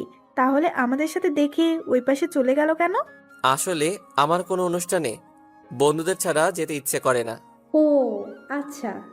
তারপর জন্মদিনের অনুষ্ঠান সম্পূর্ণ করে মা ওকে নিয়ে বাসায় এসে ঘুম দিল আতিক। পরের দিন সকালবেলা ঘুম থেকে উঠে নাস্তা করে কলেজে গেল আতিক। তারপর সব বন্ধুরা এক হয়ে আড্ডা দিচ্ছিল। দোস্ত, মাওয়া আপুকে এত সহজে ছেড়ে দিবি না, ওকে কষ্ট কি বুঝতে হবে। আমি ওকে কষ্ট দিব? দোস্ত শোন, মাথা ঠান্ডা রাখিস। কষ্ট দিতে গিয়ে আবার বেশি করে ফেলিস না। আমরা জানি তুই মাওয়া আপুকে ভালোবাসিস, তাই হালকা কষ্ট দিয়ে মেনে নে। আচ্ছা, ভেবে দেখবো। তোরা ওর কথা বাদ দে তো। আরে ওই দেখ, মাওয়া আপু কলেজ এসেছে। আরে আসুক, তাতে আমাদের কি? আমরা আমাদের মতো থাকবো। মা আজকে ওর বন্ধুদের কাছে না গিয়ে সোজা আতিকের পাশে এসে বসলো। আতিক সেটা দেখে উঠে সেখান থেকে ক্লাসের দিকে হাঁটা ধরলো। এদিকে মা আতিককে উঠতে দেখতেই দৌড়ে গিয়ে আতিকের হাত ধরলো। আপনি আমার হাত ধরেছেন কেন? আমি তোমাকে ভালোবাসি, তুমি আমাকে এভাবে এড়িয়ে চলছো কেন? আমি আপনাকে ভালোবাসি না। প্লিজ, আপনি আমাকে আর বিরক্ত করবেন না। মা তখন আতিকের মাথাটা ধরে টান দিয়ে ঠোঁটের সাথে ঠোঁট মিশিয়ে দিল, যেটা দেখে আতিক থমকে গেল। আতিক ভাবতেও পারেনি মা কলেজের সবার সামনে এমনটা করবে। তবুও নিজেকে শক্ত করে তাকে ছাড়িয়ে নিয়ে ঠাস ঠাস করে 2টা থাপ্পড় দিল। কি পেয়েছিস কি? আমাকে আমাকে কি খেলনার পুতুল পেয়েছিস যে তোর কথায় নাচবো? যখন তোকে ভালোবাসতাম তখন আমাকে প্রতিটা পদক্ষেপে অপমান করতি। এখন আমার কাছে আসলি কেন? দেখো, আমি আগে যা করেছি ভুল করেছি। আমি এখন তোমায় ভালোবাসি। তুমি মারলে আমাকে আরো মারতে পারো। আতিক আর কিছু না বলে চলে আসলো ক্লাসে। মা আর সেদিন ক্লাস না করে বাসায় চলে গেল। মাকে আসতে দেখে ওর মা ওর কাছে গেল। কি হয়েছে, এত তাড়াতাড়ি আসলি? আর তোকে এত বিষণ্ণ দেখাচ্ছে কেন? মা ওর মায়ের দিকে তাকালো। আন্টি তাকিয়ে দেখে মার চোখে পানি। এ কি মা, কাঁদছিস কেন? কি হয়েছে আমাকে বল মা। মা, আমি আতিককে ভালোবাসি। ওকে ছাড়া আমি বাঁচবো না মা। কি কি বলছিস এসব? আতিক তোর ছোট মা, এটা হয় না। ছোট বড় জানি না, আমি আতিককে চাই, না হলে আমি মরে যাব। আচ্ছা মা দাঁড়া, তুই কাঁদিস না, আমি তোর বাবাকে আসতে বলছি। তারপর আন্টি আঙ্কেলকে কল দিল। হ্যালো। হ্যাঁ বলো, কিসের জন্য কল দিয়েছো? তুমি তাড়াতাড়ি বাসায় এসো, তোমার মেয়ে পাগলামি শুরু করেছে। কেন, কি হয়েছে? ফোনে বলা যাবে না, তুমি তাড়াতাড়ি বাসায় এসো। আচ্ছা আসছি। তারপর মার বাবা অফিস থেকে ছুটি নিয়ে বাসায় আসলো। কি হয়েছে মাওয়ার? সেটা তোমার মেয়েকেই জিজ্ঞাসা করো। কি হয়েছে মাওয়া মা? তোর চোখ মুখ দেখে মনে হয় অনেক কেঁদেছি। কি হয়েছে আমাকে খুলে বল। বাবা, আমি আতিককে ভালোবাসি, কিন্তু ও এখন আমাকে ভালোবাসে না। আমি ওকে ছাড়া বাঁচবো না বাবা। কি বলছিস এইসব? আর আতিক তো তোর ছোট। ছোট হলেও আমাকে ভালোবাসতো, কিন্তু আমি। তারপর আতিকের সাথে ঘটনা শুরু থেকে সব খুলে বলল মা। তাহলে এখন কি দোষ তো তোর? দোষ আমার, কিন্তু আমি এখন আতিককে সত্যি খুব ভালোবাসি। আমি আতিককে ছাড়া বাঁচবো না। এভাবে ভেঙে পড়িস না, আমি দেখছি কি করা যায়। চলো আমরা আতিককে বাসায় যাই। তারপর মার মা, বাবা ও মা আতিকের বাসায় আসলো। বাসায় এসে মার মাকে সব খুলে বলল। ও এই ব্যাপার, এটা তো আমি আগেই বুঝতে পেরেছিলাম, যেদিন তুই আমার থেকে আম্মু ডাকার পারমিশন নিয়েছিলি। তাহলে এখন ছেলের বউ করে নাও। কেন রে, আমার ছেলেটা তোকে একেবারে পাগল করে ফেলেছে ওর প্রেমে? আচ্ছা যা, তোকে আমার ছেলের বউ করব। সত্যি? বলে খুশিতে জড়িয়ে ধরলো মা। আচ্ছা ভাবি, একটা কাজ করলে হয় না? আপনি আপনার 2 ছেলের বিয়ে একসাথে দিবেন। সেটা করলে তো আরো ভালো হয়। তবে এই বিয়েতে আতিককে একটা প্ল্যান করে রাজি করাতে হবে। কিন্তু কিভাবে? শোনেন। তারপর মা ও তার মাকে প্ল্যান বুঝিয়ে দিল। কিন্তু এটা করলে তো আতিক আমার প্রতি আরো রেগে যাবে। এই বিয়ের পর সব রাগ ভাঙানোর দায়িত্ব তোর। এখন তুই পারবি কিনা বল। তুমি যা বলবে তাই পারবো, শুধু আতিককে পেলেই হবে। তারপর মা এবং আন্টি বাসায় চলে গেল। এদিকে আতিক ক্লাস করে বাসায় আসলো। বাসায় এসে দেখতে পায় মা বাবা দুইজনেই কি যেন কথা বলছে। আতিককে দেখেই থেমে গেল। তোর এই কাজটা করতে লজ্জা করলো না? ছি, তুই এত খারাপ? এ কি বাবা, আমি কি করেছি? তোমরা আমার সাথে এভাবে কথা বলছো কেন? কি করব মানে? তুমি কি জানো না মামা তোমার বাচ্চার মা হতে চলেছে? আর তুই বলছিস কিছু করিনি? কি কি এসব যাতা বলছো মা? আমি এসব কিছুই করিনি। চুপ বিয়াদব, অপরাধ করে আবার মিথ্যা বলা হচ্ছে। বাবা বিশ্বাস করো, আমি কিছু করিনি। চুপ, কোনো কথা বলবি না। সামনের সপ্তাহে তোর ভাইয়ের সাথে বিয়ে। বাবা, আমি এ বিয়ে করতে পারবো না। কি? বাবা প্লিজ বিশ্বাস করো, আমি কিছু করি নাই। আমি আমরা তোমার এত কথা শুনতে চাই না। তুই যদি এই বিয়ে না করিস তাহলে আমাদের মান সম্মান কিছু থাকবে না। আমাদের গলায় দড়ি দিয়ে মরতে হবে। কি বলছো এসব তোমরা? ঠিকই বলছি। এখন তুই বিয়ে করবি কিনা বল। ওকে, আমাকে তোমরা বলির পাঠা করলে যাও, তোমাদের যা ইচ্ছা করো, আমি কিছু বলবো না। বলে রুমে চলে গেল আতিক। চলে যাওয়ার পর আতিকের বাবা ও মায়ের মধ্যে কথোপকথন। আমরা কাজটা কি ঠিক করছি? আরে তুমি চিন্তা করো না তো, ওর মাওয়ার উপর একটু অভিমান আছে, ভেঙে গেলেই শেষ। তুমি যতটা সহজভাবে বলছো ততটা সহজ না। আমরা ছেলেটার মন ভেঙে দিয়েছি মনে হয় না। এরপর আমাদের সাথে ঠিকভাবে কথা বলবে। একটু চিন্তার বিষয়। তবে আগে বিয়েটা হোক, তারপর ভেবে দেখব। এদিকে আতিক রুমে গিয়ে ভাবছে, মেয়েটা পেয়েছি কি আমাকে? আমাকে কি খেলার পুতুল মনে করে? এসব ভাবতে ভাবতে বিকেল হয়ে গেল। দুপুরে খায়নি আতিক। খেতে ডেকেছিল আতিকের মা। তারপর কে যেন দরজায় নক করলো। আতিক, দরজাটা খুলতো। তারপর গিয়ে দরজা খুলে দিল আতিক। কি শুনছিস সব? তোরও বিয়ে হবে নাকি আমার বিয়ের সাথে? মা বাবা তো বললো। কি হয়েছে আমাকে খুলে বলতো। তারপর আতিক তার ভাইয়াকে বলল, বাবা মা কি বলছে সব কিছু। তোমার মনে হয় কি আমি এসব কিছু করেছি? আমি জানি তুই এসব কিছু করিসনি। তখনই আতিকের ভাইয়ের ফোনে কল আসলো। আমি আসছি, তোর ভাবি ফোন দিয়েছে, এই ব্যাপারে ওর থেকে একটু পরামর্শ নেই। যাও। তারপর আতিক রুম থেকে বেরিয়ে বাইরে চলে আসলো। বাইরে এসে সবাইকে ফোন করে বের হতে বলে। চলে গেল আড্ডাখানায়। গিয়ে দেখে আনান দাঁড়িয়ে আছে। আর ওরা দুজন বাইক থেকে নামলো। আর সবাই বসলো সবাই আড্ডা দিতে। আতিক, তোর মুখটা আজকে এত শুকনো শুকনো লাগছে কেন? এমনি। কি হয়েছে প্লিজ আমাদের খুলে বল। শুনো, তাহলে সব বললাম। তার মানে তুই দুপুরে কিছুই খাসনি? চল খেতে চল। এখন দরকার নেই। শালা উঠ, তুই খাবি আর খেতে খেতে কথাও বলবো। তারপর সবাই একটা রেস্টুরেন্টে গেল। খাবার অর্ডার করে বসলো। দোস্ত, আমি বাসায় খাবার খাবো না। 1 মাস কিছু একটা ব্যবস্থা করতে হবে। আরে সমস্যা নেই, আমার যে ফান্ডে টাকা রাখছিলাম সেটা দিয়ে আমরা 4 জন 1 মাস বাইরে খাবো।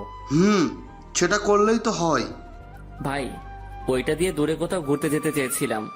শালা ঘোরাঘুরি পরে, আগে সমস্যা সমাধান করতে হবে। আচ্ছা, তোদের ইচ্ছা। দোস্ত, মামা আপুর ব্যবস্থা কি করবি? সেটা দেখতে থাকো। আপনারা কিসের টাকা বুঝেননি তো? এটা আতিকটা 4 বন্ধু মিলে টাকা রাখতো একসাথে সবাই মিলে দূরে ট্যুর করতে যাবে বলে। কিন্তু এখন সেই টাকাই খরচ করতে হচ্ছে। তারপর খেয়ে দিয়ে কিছুক্ষণ আড্ডা দিয়ে বাসায় গেল। বাসায় গিয়ে সোজা রুমে ঢুকলো। অবশ্যই মা জিজ্ঞেস করছিল কোথায় গিয়েছিল, কিন্তু আতিক কোনো উত্তর দেয়নি। এভাবে করতে করতে আতিকদের বিয়ে হয়ে গেল। ভাইয়া বাসর ঘরে ভাবের কাছে চলে গিয়েছে। আতিক এখনও মা বাবার সাথে কথা বলে না, খাবারও খায় না। বাবা মা আতিককে অনেক খেতে বলেছে কিন্তু খায়নি। কোনো কথা বলতে এলেই এড়িয়ে চলেছে। আর মা প্রত্যেক দিন তো আসতো, কিন্তু আতিক কোনো কথা বলতো না। এগুলো ভাবছে তখনই বাবা মা আতিকের সামনে আসলো। বাবা, মেয়েটা বাসর ঘরে একা বসে আছে, তুই যা এখন। আতিক কোনো কথা না বলে রুমে ঢুকলো। রুমে ঢুকে দেখতে পেল মা ঘোমটা দিয়ে বসে আছে। আতিক এসেছে টের পেয়ে বিছানা থেকে ওঠে, এসে সালাম করতে এলো। আতিক সরে গিয়ে ওয়াশরুমে চলে গেল। ওয়াশরুম থেকে বের হয়ে দেখে মা এখনও দাঁড়িয়ে আছে। সেটা দেখেও না দেখার ভান করে আতিক বিছানায় গিয়ে শুয়ে পড়ল। কিছুক্ষণ পর বুঝতে পারলো বিছানাতে কেউ শুয়েছে আর আতিকের পিছন থেকে জড়িয়ে ধরেছে। সাথে সাথেই পিছন থেকে হাতটা সরিয়ে উঠে পড়ল। মাও উঠল।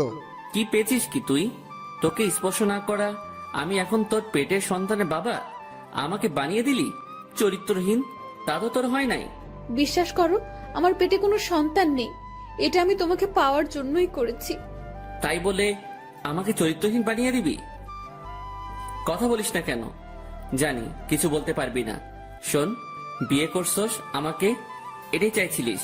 এখন তুই আমাকে স্পর্শ করবি না। আমার সামনে তোর ওই মুখ যেন না দেখি। দেখো, আমি তোমাকে ভালোবাসি, তাই আমি এই কাজটা করেছি। প্লিজ, তুমি আমার সাথে এমন করো না। তোর ন্যাকা কান্না বন্ধ কর। আমি এখন ঘুমাবো। আমি এই মাঝখানে কোলবালিশ রেখে দিয়েছি, এর এই পাশে ভুলেও আসবি না। মা কিছু না বলে চুপচাপ কান্না করছে, সেদিকে চোখ না দিয়ে শুয়ে পড়ল। আতিক কখন যে ঘুমিয়েছে নিজেও জানে না। কারো কান্নার আওয়াজে ঘুম ভেঙে গেল। জায়নামাজে বসে মা হাত তুলে কান্না করছে। আতিকের একটু কষ্ট লাগলো, কিন্তু ওর দেয়া কষ্টগুলো আতিকের মনে পড়ে গেছে, তাই চুপ করে ঘুমালো। একটু পরে ঘুম ভাঙলো কারোর ডাকে। তাকিয়ে দেখলো একজন পদ্মাশীল মেয়ে। আরে কে আপনি? আরে, আমি মাওয়া। তুমি আমাকে এই মুখ দেখাতে মানা করেছো, তাই এইভাবে আসলাম। ও আপনি? তা এভাবেও না আসলে খুশি হতাম। আমার তো আসতেই হবে। আর এই নিন চা। সরি, আমি চা খাই না। আপনি এখন যেতে পারেন। প্লিজ, আমার উপর রাগ খাবারের উপর কেন দেখাচ্ছ? তোকে এত কথা বলতে বলেছি? তোকে এখান থেকে যেতে বলছি না? তারপর মা মাথা নিচু করে চলে গেল। আতিক চলে গেল ফ্রেশ হতে। এদিকে মা আবার রান্নাঘরে গেল। কি আতিক চা নিয়েছে? না আম্মু, উল্টো আমাকে ঝাড়ি দিয়ে পাঠিয়ে দিয়েছে। বললাম যাস না ওর সামনে, তবুও গেলি। যাব না কেন? যেতে হবে। তোমার ছেলে যদি আমাকে মেরেও ফেলে, শেষ নিঃশ্বাস ত্যাগ করার আগ পর্যন্ত আমি ওর কাছে যাওয়ার চেষ্টা করব। ও আমার ছেলেকে এতটা ভালোবাসিস, তাহলে প্রথমে এমন করলি কেন? প্রথমে তোমার ছেলের ভালোবাসা বুঝতে পারিনি, তাই। এখন তোমার এর জন্য অনেক কষ্ট করতে হবে। তাই তো করছি আমি। ও তোমার ভালোবাসায় অনেক কষ্ট পেয়েছে, তা আমি ওর সাথে কথা বলে বুঝতে পেরেছি। তাই তোমাকে ওর ভালোবাসা পেতে হলে অনেক কষ্ট করতে হবে।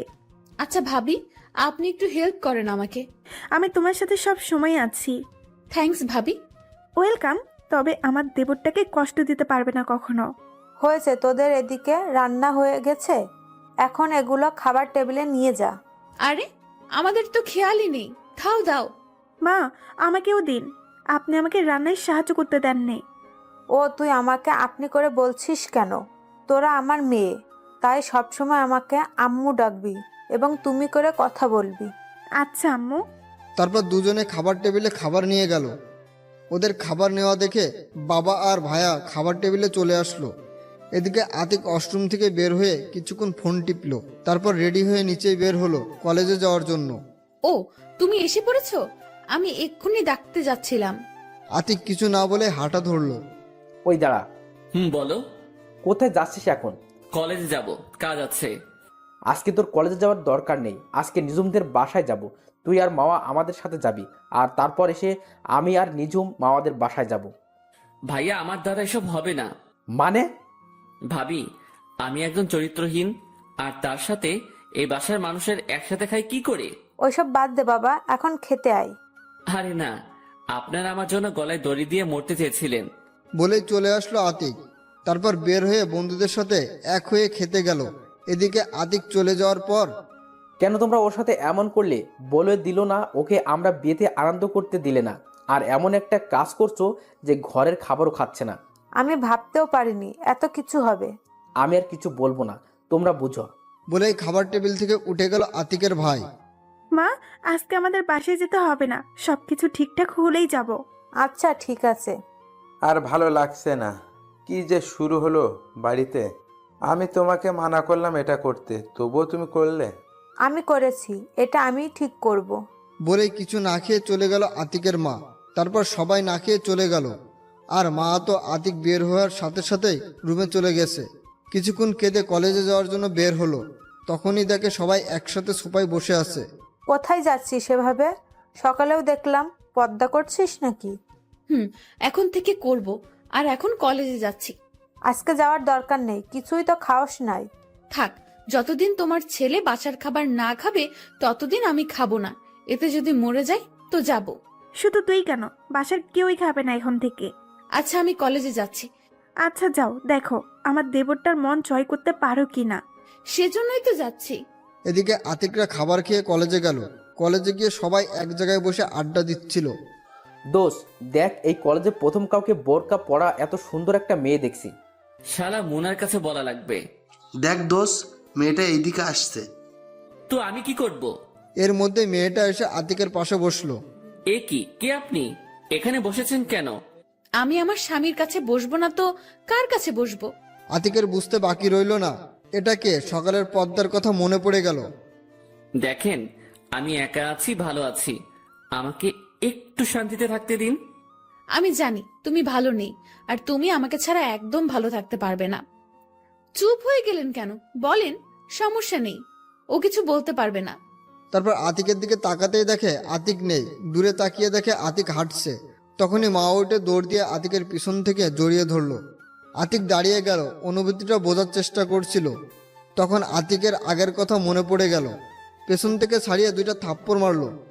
কি সমস্যা কি আপনার? আপনাকে মানা করা সত্ত্বেও কেন আমার কাছে আসেন? কি হলো, দাঁড়িয়ে আছেন কেন? যান আমার সামনে থেকে। আতিক কি করবে ভেবে পাচ্ছে না, তাই মাওয়াকে ছাড়িয়ে ক্লাসে চলে গেল। দোস্ত, তোর হাতে রক্ত। আতিক হাতের দিকে তাকিয়ে দেখে সত্যি রক্ত। তুই কিন্তু এখন বেশি বেশি করছিস। আমি কি করেছি? ওকে আমার কাছে আসতে মানা করি, তবু আসে কেন? তাই বলে এভাবে করবি? আমি জানি থাপ্পড়টা এত জোরে মারা উচিত হয়নি, কিন্তু ও আমাকে আমার বাবা মায়ের সামনে চরিত্রহীন বানিয়েছে। তবু তোরা বলবি আমি বাড়াবাড়ি করছি? অধরা আর তিথি চুপ হয়ে গেল। কি হলো, এখন চুপ কেন? সরি রে, ভুলে গিয়েছিলাম। তবে মা বাপুর কষ্ট দেখতে পাচ্ছি না। আমার মনে হয় তোকে সত্যিই ভালোবাসে। আতিক কিছু বলতে যাবে তখনই স্যার এসে পড়লো। তারপর ক্লাস করে বের হয়ে দেখতে পেল আতিক নামাজ পড়ে গিয়ে বিছানায় শুয়ে ঘুমাচ্ছে। এদিকে মাওয়া এসে দেখে আতিক ঘুমাচ্ছে। আতিকের ঘুমন্ত মুখের দিকে তাকিয়ে থাকলো। কিছুক্ষণ তাকিয়ে থেকে আতিকের পাশে বসে মাথায় হাত বুলিয়ে দিচ্ছে। এদিকে আতিকের ঘুমের ভিতরে মনে হচ্ছে কেউ আতিকের মাথায় হাত বুলিয়ে দিচ্ছে, যেটা আতিকের খুব ভালো লাগছে। কে আতিকের মাথায় হাত বুলাচ্ছে সেটা দেখতে চোখ খুলতেই দেখে মাওয়া। আতিক এক ঝটকায় হাত সরিয়ে নিল। কি হয়েছে? এমন করছো কেন? আপনি আমাকে স্পর্শ করে সাহস পেলেন কোথায়? আপনাকে এতবার বলার পরও কেন আপনি আমার সামনে আসেন? তুমি আমাকে মারো, যা ইচ্ছা করো, তবুও তোমার থেকে দূরে থাকতে বলো না প্লিজ। আতিক কিছু বলতে যাবে তখনই ভাবি রুমে আসলো। তাতে আতিক থেমে গেল। কি, তোমাদের সব গোছানো শেষ হয়েছে? ভাবি, সব গুছিয়ে নিয়েছি। ও তাহলে তো ভালোই। এখন চলো, খেতে চলো, মা খেতে ডাকছে। আচ্ছা ভাবি, চলুন আগে খেয়ে আসি, তারপর রেডি হয়ে বের হব। আচ্ছা চলো। তারপর মা পর্দা করে বের হলো এবং খাবার টেবিলে খাবার সাফ করে দিতে লাগলো। কি হলো মাওয়া, তুমি বসছো না কেন? আসলে বাবা, এখানে খাবার খেতে হলে আমার মুখ খুলতে হবে। ও তাহলে বাবা আপনারা খান, আপনারা খাওয়ার পর আমি মাও খেয়ে নিব। আচ্ছা ঠিক আছে। তারপর আর কোনো কথা হলো না। আতিক খেয়ে উঠল। তারপর মা আর আতিকের ভাবি খেলো। আতিক রুমে ছিল। রুমে গিয়ে ফ্রেশ হয়ে বের হলো রেডি হওয়ার জন্য। বের হয়ে দেখে মা শাড়ি পরেছে, আর সাথে সাথে মা আতিকের দিকে ঘুরলো। সরি, আমি বুঝতে পারিনি আপনি শাড়ি চেঞ্জ করছেন। বলেই আবার ওয়াশরুমে ঢুকলো আতিক। আরে আরে, আমি কি তোমায় কিছু বলেছি? এমন ভাব করছে যেন কিছু পর স্ত্রীর শরীর দেখছে। আতিক না শুনে চলে গিয়েছিল। কিছুক্ষণ পর এই যে আমার হয়ে গেছে, এখন তুমি বের হতে পারো। আতিক বের হয়ে ওর দিকে তাকালো। আকাশি কালারের শাড়িতে ওকে অনেক সুন্দর লাগছিল। ইচ্ছে করছিল তাকিয়ে থাকতে, কিন্তু আবার কি যেন মনে করে তাকালো না আতিক। তারপর আতিক একটা নীল শার্ট পরে রেডি হলো। তারপর মাওয়া নীল শার্ট পরতে দেখে ও একটা নীল বোরকা পরেছে। তারপর আতিক হাতে ব্যাগ নিয়ে নিচে আসলো। নিচে এসে দেখে ভাবি আর ভাইয়া রেডি হয়ে নিচে বসে আছে। আয়, তোদের জন্য অপেক্ষা করছিলাম। চলো, এসে গেছি। তাড়াতাড়ি চল, 9টায় বাস ছাড়বে। তারপর আতিকের মা বাবা ও আঙ্কেল আন্টিকে বলে বের হলো। তারপর রিক্সা নিয়ে বাস স্ট্যান্ডে গেল আর বাসের টিকিট বুকিং করে সিটে বসলো। আতিক বসার আগে মা জানালার পাশে বসলো। আতিক কিছু বলল না, আর আতিকের ভাইয়ারা আতিকদের সামনে সিটে বসেছে এবং তার পাশে বসলো। কিছুক্ষণের মধ্যে বাস ছেড়ে দিল। আতিক কানে হেডফোন দিয়ে গান শুনতে শুরু করলো, কিন্তু সেটা বেশিক্ষণ সম্ভব হলো না। মা আতিকের কান থেকে হেডফোন খুলে দিল। কি হলো, হেডফোন খুললেন কেন? হেডফোন খুলবো না তো কি করব?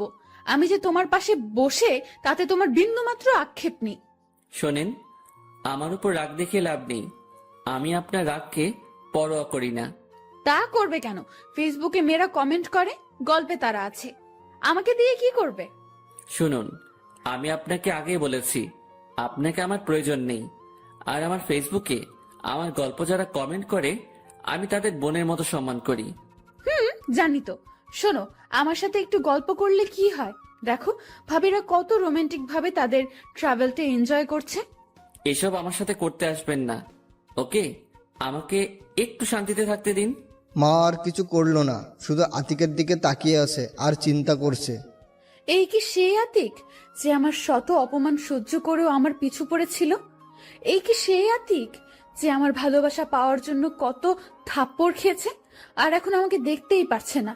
না, ওর উপর অনেক অত্যাচার করেছি, তাই আমাকে ওর দেওয়া কষ্ট সব সহ্য করতে হবে। এটা ভাবতে ভাবতে কেঁদে দিল মা। এদিকে আতিক গান শোনা অবস্থায় মাওয়ার দিকে তাকাতেই দেখে কাঁদছে। আতিক ভাবতে লাগলো, এতটুকুতেই এই অবস্থা? আর আমাকে কত কষ্ট দিয়েছে। কাঁদো কাঁদো, তোমাকে আরো অনেক কষ্ট সহ্য করতে হবে। তারপর বিকেলবেলা বাস পৌঁছে গেল। ভাবি, আপনার কোনো বোন আছে? আছে, কেন? একটু লাইন মারতে হবে না? আচ্ছা, বাড়ি চল, তারপর লাইন মারিস। কিসের লাইন মারবে ভাবি? তোমার বোন যদি ওর আশেপাশে আসে না, তাইলে কিন্তু একেবারে মেরে ফেলবো। হয়েছে, থাক, এখন চল। আমি রিক্সা নিয়ে এসেছি এবং যা যা লাগবে তাও নিয়ে এসেছি। তারপর আতিক আর মাওয়া একটা রিক্সা এবং ভায়া ভাবিকে একটা রিক্সায় উঠালো। কিছুক্ষণের মধ্যে নানা বাড়ি পৌঁছে গেল। তারপর তাদের সাথে কথা বলে রিক্সা আবার নিয়ে চলে গেল ভাবিদের বাসার সামনে। রিক্সা থেকে নামার পরে মা আতিকের হাত ধরলো। এ কি, হাত ধরছেন কেন? আপনি হাত ছাড়ুন। হাত ছাড়বো মানে? আমি হাত ছাড়তে পারবো না, তুমি যা করার করে নিও। বাসার দিকে তাকিয়ে দেখে অনেকে আতিকের দিকে তাকিয়ে আছে, তাই আর কিছু না বলে ওইভাবে বাসায় যেতে লাগলো। বাসার ভিতরে গিয়ে সবার সাথে কুশল বিনিময় করলো। তখনই দেখে আতিকের দিকে একটা 7 থেকে 8 বছরের মেয়ে দৌড়ে আসলো। এই মেয়ে, তুমি আমার বিয়াই মশাইয়ের হাত ধরে আছো কেন? আমি হাত ধরেছি আমার স্বামীর, তাতে তোমার কি? কি? ওসব স্বামী দামি হবে না, এখন আমি বিয়াইয়ের সাথে প্রেম করব। ওই মেয়ে চুপ! তোর বয়স কত যে আমার স্বামীর সাথে প্রেম করতে চাস? ওই, একদম আমার সাথে রাগ দেখাবে না, ওর হাত ছাড়ো। বলেই জোর করে হাত ছাড়িয়ে নিল মেয়েটা। ওই চুপ, একদম চুপ, কোনো কথা বলবে না। আমি এখন বিয়াইয়ের সাথে প্রেম করব। মাকে ধমক দিয়ে থামিয়ে এখন সবাই গোল হয়ে কাহিনী দেখছে আর হাসছে। আচ্ছা বিয়াইন, তোমার নাম কি? I love you. I love you, এটা আবার কেমন নাম? তুমি আমাকে আই লাভ ইউ বলেই ডাকবে। না, তুমি ওকে এটা বলে ডাকবে না। এই, তুমি চুপ থাকো, আবার আমাদের মাঝে কথা বলছো। দেখছো না বড়রা কথা বলছি? আর তুমি জানো না বড়দের মাঝে ছোটদের কথা বলতে নেই? আই পুচকি, তুই আমার থেকে বড়? আমার বয়স 7 বছর। দেখো না তোমার স্বামীর সাথে প্রেম করছি, আর তোমাকে ডিভোর্স দিয়ে আমাকে বিয়ে করবে। কি? এত অবাক হওয়ার কিছু নেই। আচ্ছা, আমার আই লাভ ইউ তোমার আসল নাম কি? বলেই মেয়েটাকে কোলে নিল আতিক। আমার নাম নদী, ওরফে তোমার আই লাভ ইউ। হয়েছে নদী, তোর আই লাভ ইউকে ছাড়, না হলে ওই মেয়েটা তোর আই লাভ ইউকে মারবে। কি এত বড় সাহস! শোনো, আই লাভ ইউ ওই মেয়েটা তোমাকে কিছু বলে, তাই তোমাকে বলবে আমি সব চুল ছিঁড়ে ফেলবো। মা রাগি চোখে তাকালো নদীর দিকে। আচ্ছা আই লাভ ইউ, এখন আমাকে তোমার রুমে নিয়ে যাও। আমি এত দূর জানি করে এসেছি, আমার ক্লান্ত লাগছে। কি বলো এসব? তাড়াতাড়ি রুমে চলো, তোমার শরীর খারাপ, আমাকে আগে বলবে না? মা রাগি চোখে আতিকের কাহিনী দেখছে। আচ্ছা চলো, আমি তোমাদের রুমে নিয়ে যাচ্ছি। বলে মাকে ইশারায় আসতে বলে হাঁটা ধরলো রুমের দিকে। তারপর আতিক ভাবির পিছনে পিছনে রুমে গেল। সত্যি শরীরটা ক্লান্ত লাগছে তার। আচ্ছা আই লাভ ইউ, এখন আমি একটু ঘুমাবো, তুমি এখন যাও, বিকেলে তোমাকে নিয়ে কালকে ঘুরতে যাব। আচ্ছা তুমি ঘুমাও, আমি তোমার মাথায় হাত বুলিয়ে দিচ্ছি। থাক, তার আর দরকার নেই, তুমি যাও। আচ্ছা ঠিক আছে, যাচ্ছি। আর হ্যাঁ, তোমাকে যেন আমার আই লাভ ইউ এর পাশে না দেখি। মা নিশ্চুপ রাগি চোখে তাকিয়ে আছে। তারপর নদী চলে গেল রুম থেকে। তখন মা আসলো আতিকের কাছে। ওর সাথে এরকম ব্যবহার না করলে হতো না? আমি আমার যা ইচ্ছা তাই করব, সেটা আপনাকে জিজ্ঞাসা করতে হবে না। আচ্ছা, আমাকে বলতে হবে না। তুমি অসুস্থ, শুয়ে পড়ো, আমি মাথায় হাত বুলিয়ে দিচ্ছি। না থাক, তার আর দরকার হবে না, আমি আমার মতো থাকতে পারবো। মা কিছু বলতে যাবে তার আগে আতিকের ভাবি রুমে আসলো, হাতে ট্রেতে কিছু নাস্তা নিয়ে। আতিক, এই শরবতটুকু খেয়ে নাস্তাটা করে নে, শরীর ভালো লাগবে। আরে ভাবি, এসবের কি দরকার ছিল? তুই চুপ থাক। মাওয়া, আয় এখানে বস, তারপর দুজনে নাস্তা কর। আচ্ছা ভাবি। বলে আতিকের পাশে এসে বসলো মাওয়া। তারপর দুজনে নাস্তা করার পর তাই ফোনটা হাতে নিয়ে বসে ফেসবুকে ঢুকলো আতিক। তারপর কিছুক্ষণ বন্ধুদের সাথে চ্যাটিং করে আইডি লগ আউট করে নিচে গেল আতিক। তখনই মা আতিকের পিছনে নিচে আসলো। আতিককে দেখে নদী দৌড়ে আতিকের কাছে আসলো। I love you. তোমার শরীরটা এখন কেমন আছে? I love you. আমার শরীরটা এখন ভালো আছে। বলে নদীকে কোলে নিল আতিক। তারপর সবাই মিলে কিছুক্ষণ আড্ডা দিল। তবে মার মনটা খারাপ ছিল, কিন্তু আতিক কিছু বলেনি। আড্ডা শেষে ভাবি সবাইকে খাবার টেবিলে নিয়ে গেল। আতিক ভাইয়া, তালুই এবং ভাবির কিছুর আত্মীয় টেবিলে বসেছিল। মা বসেনি, কারণ ভাবির সাথে খাবে। টেবিলে খাবারের দিকে তাকিয়ে তো মাথা নষ্ট হয়ে গেছে। ভালোই হয়েছে, ভাইয়ার সাথে এসে এখন আতিকও জামাইয়ের মতো খেতে পারবে। তারপর সবাই খাওয়া শুরু করলো। আতিক যতই না না করছে, তবুও ভাবি আতিকের খাবার দিয়েই যাচ্ছে। যাই হোক, অনেক কষ্টে খাবার খেলো আতিক। আরে বাবা, এতে এই অবস্থা, কালকে থেকে আরো বেশি কিছু আয়োজন করা হবে। কি বলছেন এসব? তালি, আমি তো কিছু খেয়েছি, আর ভাইয়া তো কিছুই খাচ্ছে না ঠিক মতো। তাই তো হাবিব বাবা, তুমি ঠিক মতন খাও, এত লজ্জা পেতে হবে না, এটা তো তোমারও বাড়ি। জি বাবা। তারপর আতিক আর আতিকের ভাইয়া খাবার শেষ হলো। এরপর দুজনে উঠলো। আতিক ভাইকে বলে রুমে চলে আসলো, আর সেও রুমে গেল। আতিক বিছানায় বসে এফবি চালাচ্ছিল। তখনই নদী আতিকের রুমে আসলো। কি করছো? I love you. এই তো কিছু না, এমনি বসে আছি। ও, আমি কার্টুন দেখবো, আমাকে কার্টুন দেখাও। আচ্ছা আসো, আমি দেখাচ্ছি। তারপর কিছু কার্টুন নামিয়ে দিল আতিক। আতিক পাশে বসে সেগুলো দেখছে। কিছুক্ষণ পর মা আসলো। এই, তুমি এখানে করো কি? যাও, রুমে যাও। আই মে, তুই যাবি এ রুম থেকে? একদম আমার মেজাজ গরম করবি না। আমি এখানেই ঘুমাবো, দেখি তুমি আমার কি করতে পারো। বলে আতিকের গলা ধরে শুয়ে পড়ল। এটা দেখে মা রেগে আগুন। ও আজ পর্যন্ত আতিকের গলা ধরতে পারেনি, আর সেখানে এই পিচ্ছি মেয়ে। কি বললি তুই? আর তুই গলা ধরলি কেন? ছাড় বলছি। বলে আতিকের দিকে এগিয়ে আসলো মা। আরে আরে থামুন।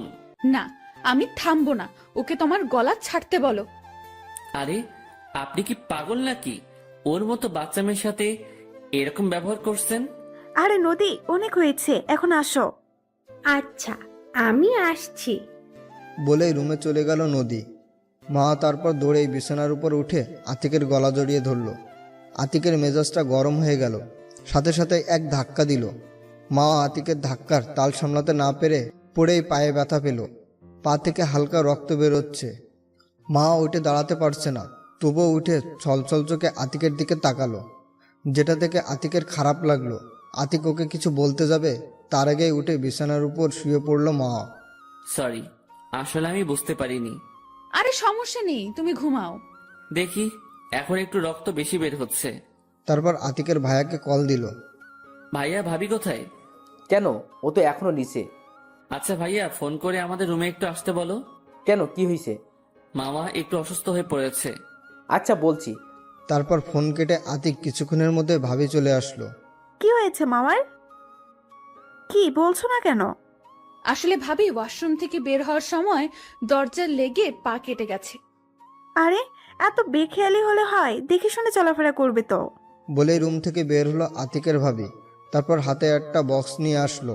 তারপর তুলা দিয়ে রক্ত মুছে ড্রেসিং করে ব্যান্ডেজ করিয়ে দিল। তারপর ভাবি সতর্কভাবে চলতে বলে রুম থেকে চলে গেল।